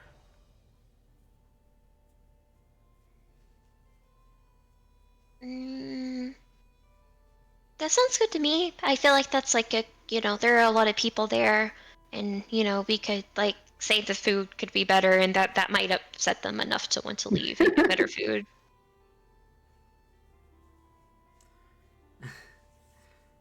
Sure.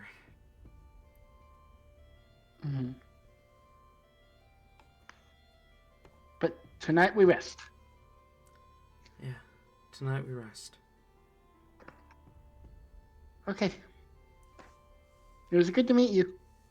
Good to meet you too.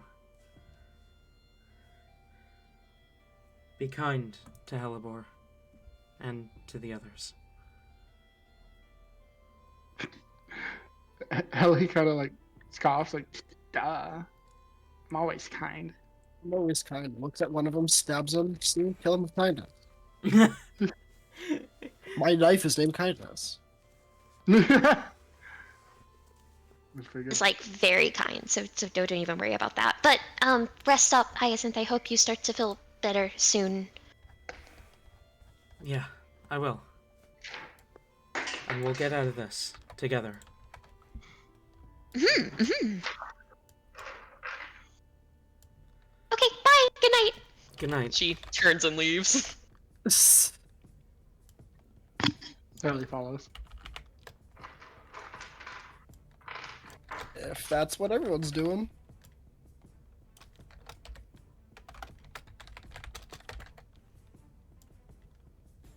Alright. Are you all headed to bed then? I do want to pull Rain aside for a thing. Okay. Then let's do that first. Alright. Rain, you are checked over, and Hope nods and says, okay, you should be good. Just don't do too much tomorrow, and then you should be fine. Am I turning into like a true like fully existing zombie now? I mean, I'm running around eating people now. Is this gonna be a problem? You're not a zombie. You're fine. Yet. You ate a handful of dirt that has some fertilizer. It always starts with the fertilizer. It always starts. No, with it doesn't.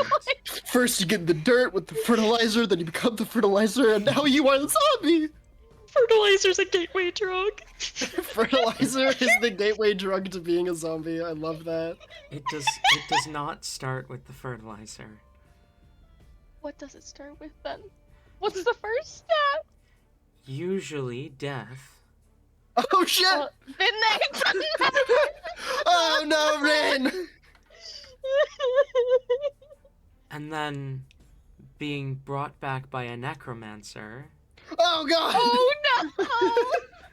I don't think like I was necessarily a necromancer. And being forced to listen to their commands and having a hunger for mortal flesh. I think I'm I a hate- zombie. I hate to bring it to you, Rain. I think you're the most sentient zombie to ever exist. Typically, you, by the end of that second step, are not able to think at all. I've never been able to think though, so it's kind of hard to differentiate. Nor that step. speak. They're speaking zombies. I think. Very few and far between. And mostly just theoretical thinking zombies. Huh. You're fine. You're not a zombie. Well, guess we're gonna have to agree to disagree. I want a second opinion. You could go see the Arcanist. I think I might. Okay. Where do I find the Arcanist? He lives in the gardens, so you have to get assigned to work in there. I will Oh. Can I get like a medical note to go back in there? I will give you a medical note that you can return to the gardens if you are welcome.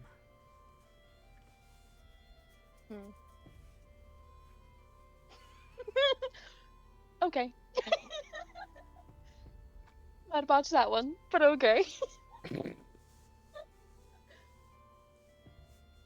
You're free to go.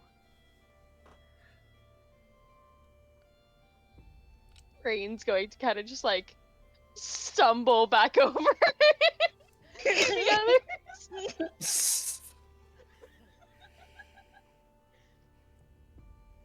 He's playing up the hurt bit now. Making himself looking like even more like a zombie. Okay. Rain's zombie confirmed.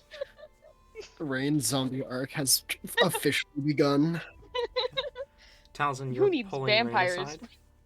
Mm-hmm. Once we get a little closer to the rooms, yeah. Okay.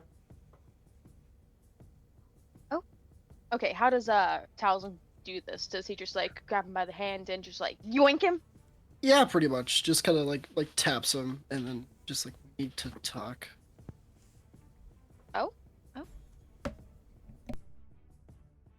Look, when they get to the when they get to a place with a little bit more privacy, Rain will just hold up his hand and say, "Look, if this is about last night, I'm sorry." Not necessarily. More, we need to go over why I should continue to follow you guys, because you and Hellbor have both made it very clear.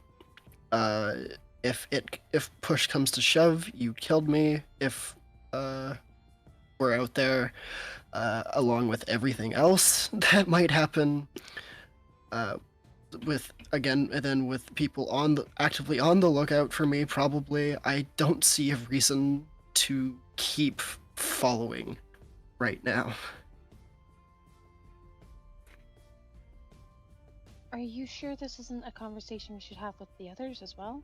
No, because if Hellebor was here, Hellebor would just agree with whatever you said, then double down, and then with Helly has been agreeing exclusively with Hellebor, so it would be immediately thrown out in one again. I need this with us.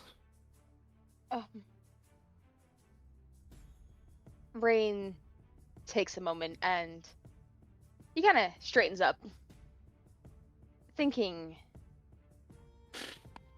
"What? Why me?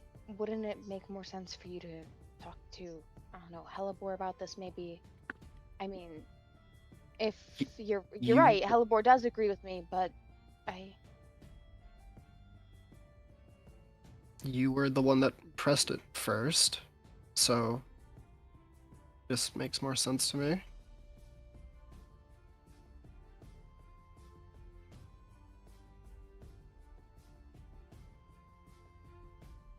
I don't know to what extent, when we get out of here, what extent of criminals will be done. It's probably not going to be pretty. You're right, because, well, we don't know of anyone who has escaped this place yet.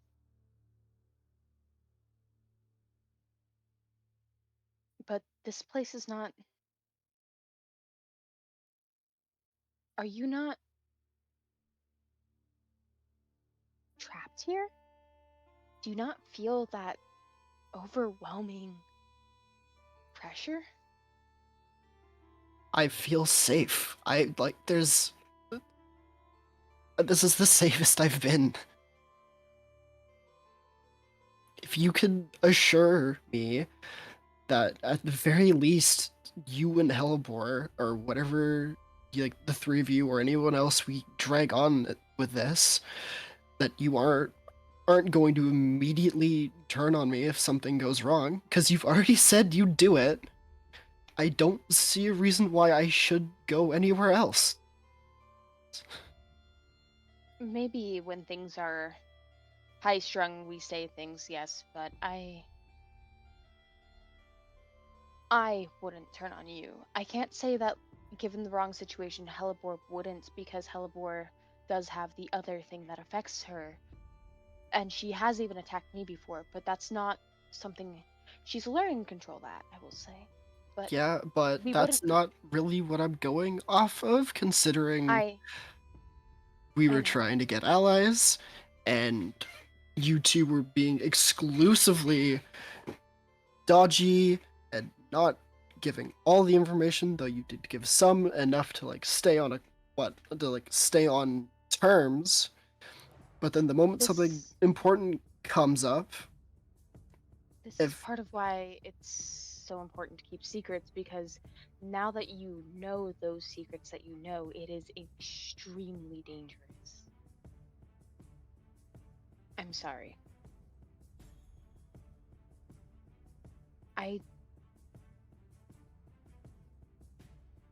Given the wrong situation, if something were to happen, I don't think we would just turn on you like that. you've made it seem very much the opposite.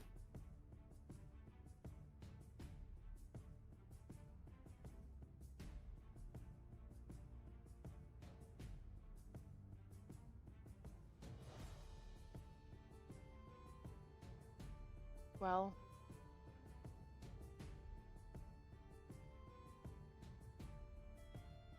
I guess in a sense, you are right. And we can't guarantee your safety. Because up there, it's not safe. But if we don't fix what's going on up there, it's not going to be safe down here either.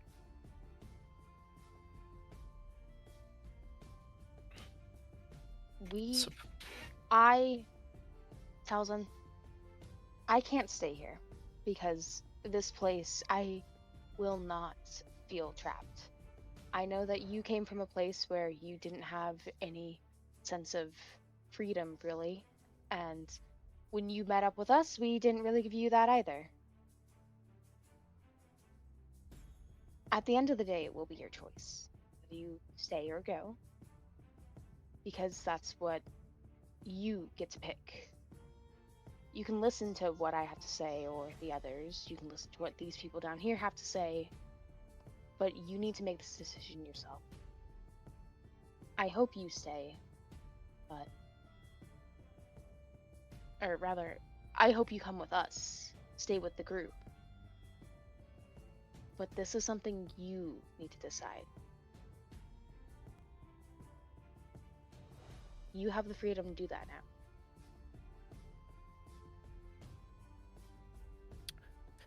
I will help you guys escape. I cannot assure that I'll continue following, though. I'm still deciding it. Alright. If you decide to stay, though, we'll try our best to stop what's going on up there. So that at the very least, you can have some semblance of happiness down here if you choose to remain. But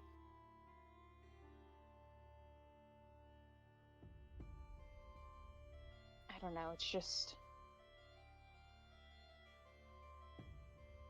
no matter what happens, don't tell people about the stuff you know. I know And keeping secrets sucks, but you'll endanger everyone you tell. I understand not telling them willy-nilly, but we were trying to get them to help and everything. Then It's more than that, Taliesin. The what that stuff involves, it endangers everyone who even thinks that stuff, because all it takes is for them to briefly touch upon your mind, realize you know this information, and suddenly you're a target. Even them knowing about it, even if they won't ever say it, just because you know the information, you're in danger. And that's a scary thing. That's why it's best to not tell anyone, even in dire circumstances like that. You can tell them some things, yes, but not those important things that were discussed that night.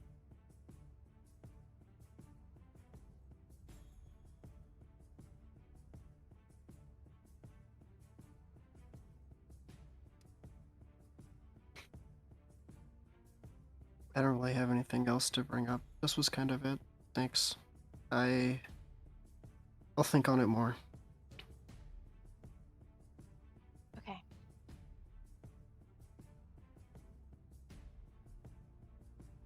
If you can, try to push that information to the farthest corners of your mind.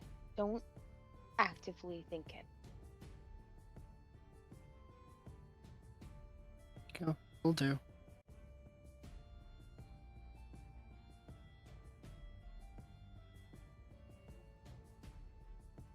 Rain will wait for Taliesin to move along as well before going to rejoin the others, not wanting to really leave Taliesin behind. He'll skip off. Skip. He'll walk off pretty soon after that. That's oddly chipper. That was a good talk. I feel barely better. Okay.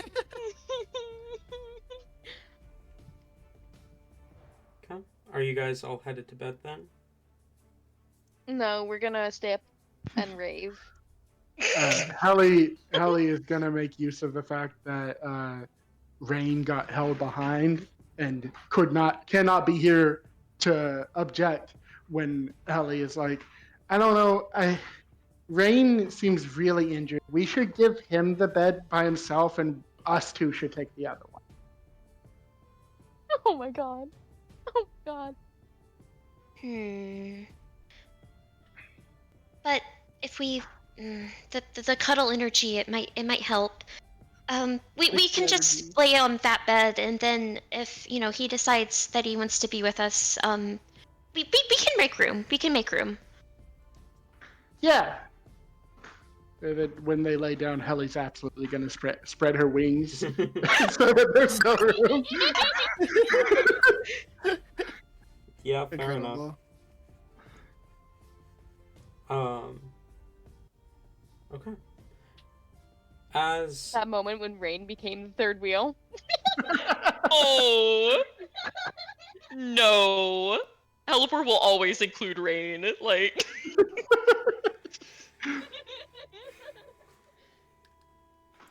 all right. As night falls and you all fall into sleep,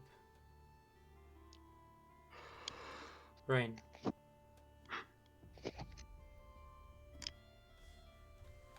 You find yourself in a dark expanse. As you look up, your eyes land on a familiar dark-haired form.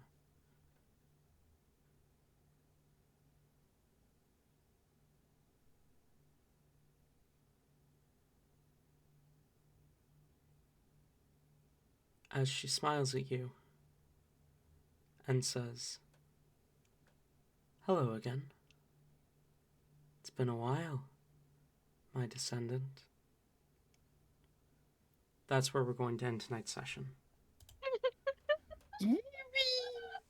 Oh Wait, shit. no, because guys, I don't remember how to tell which one's which. You're cooked. You're I mean, cooked. last time you just mentioned Mila. Oh, thank you, Tabby. That relieved some of the panic I had. Uh, I was literally just like, oh fuck, oh fuck. Not hell of you're introducing yourself as that now, so like they probably are. Oh my god, Oh, no. The one plan we had. I think it would still work. Mm. Anyway, go on, Talon. Thank you all for coming, both viewers and players. And I look forward to seeing you all next time. Goodbye for now.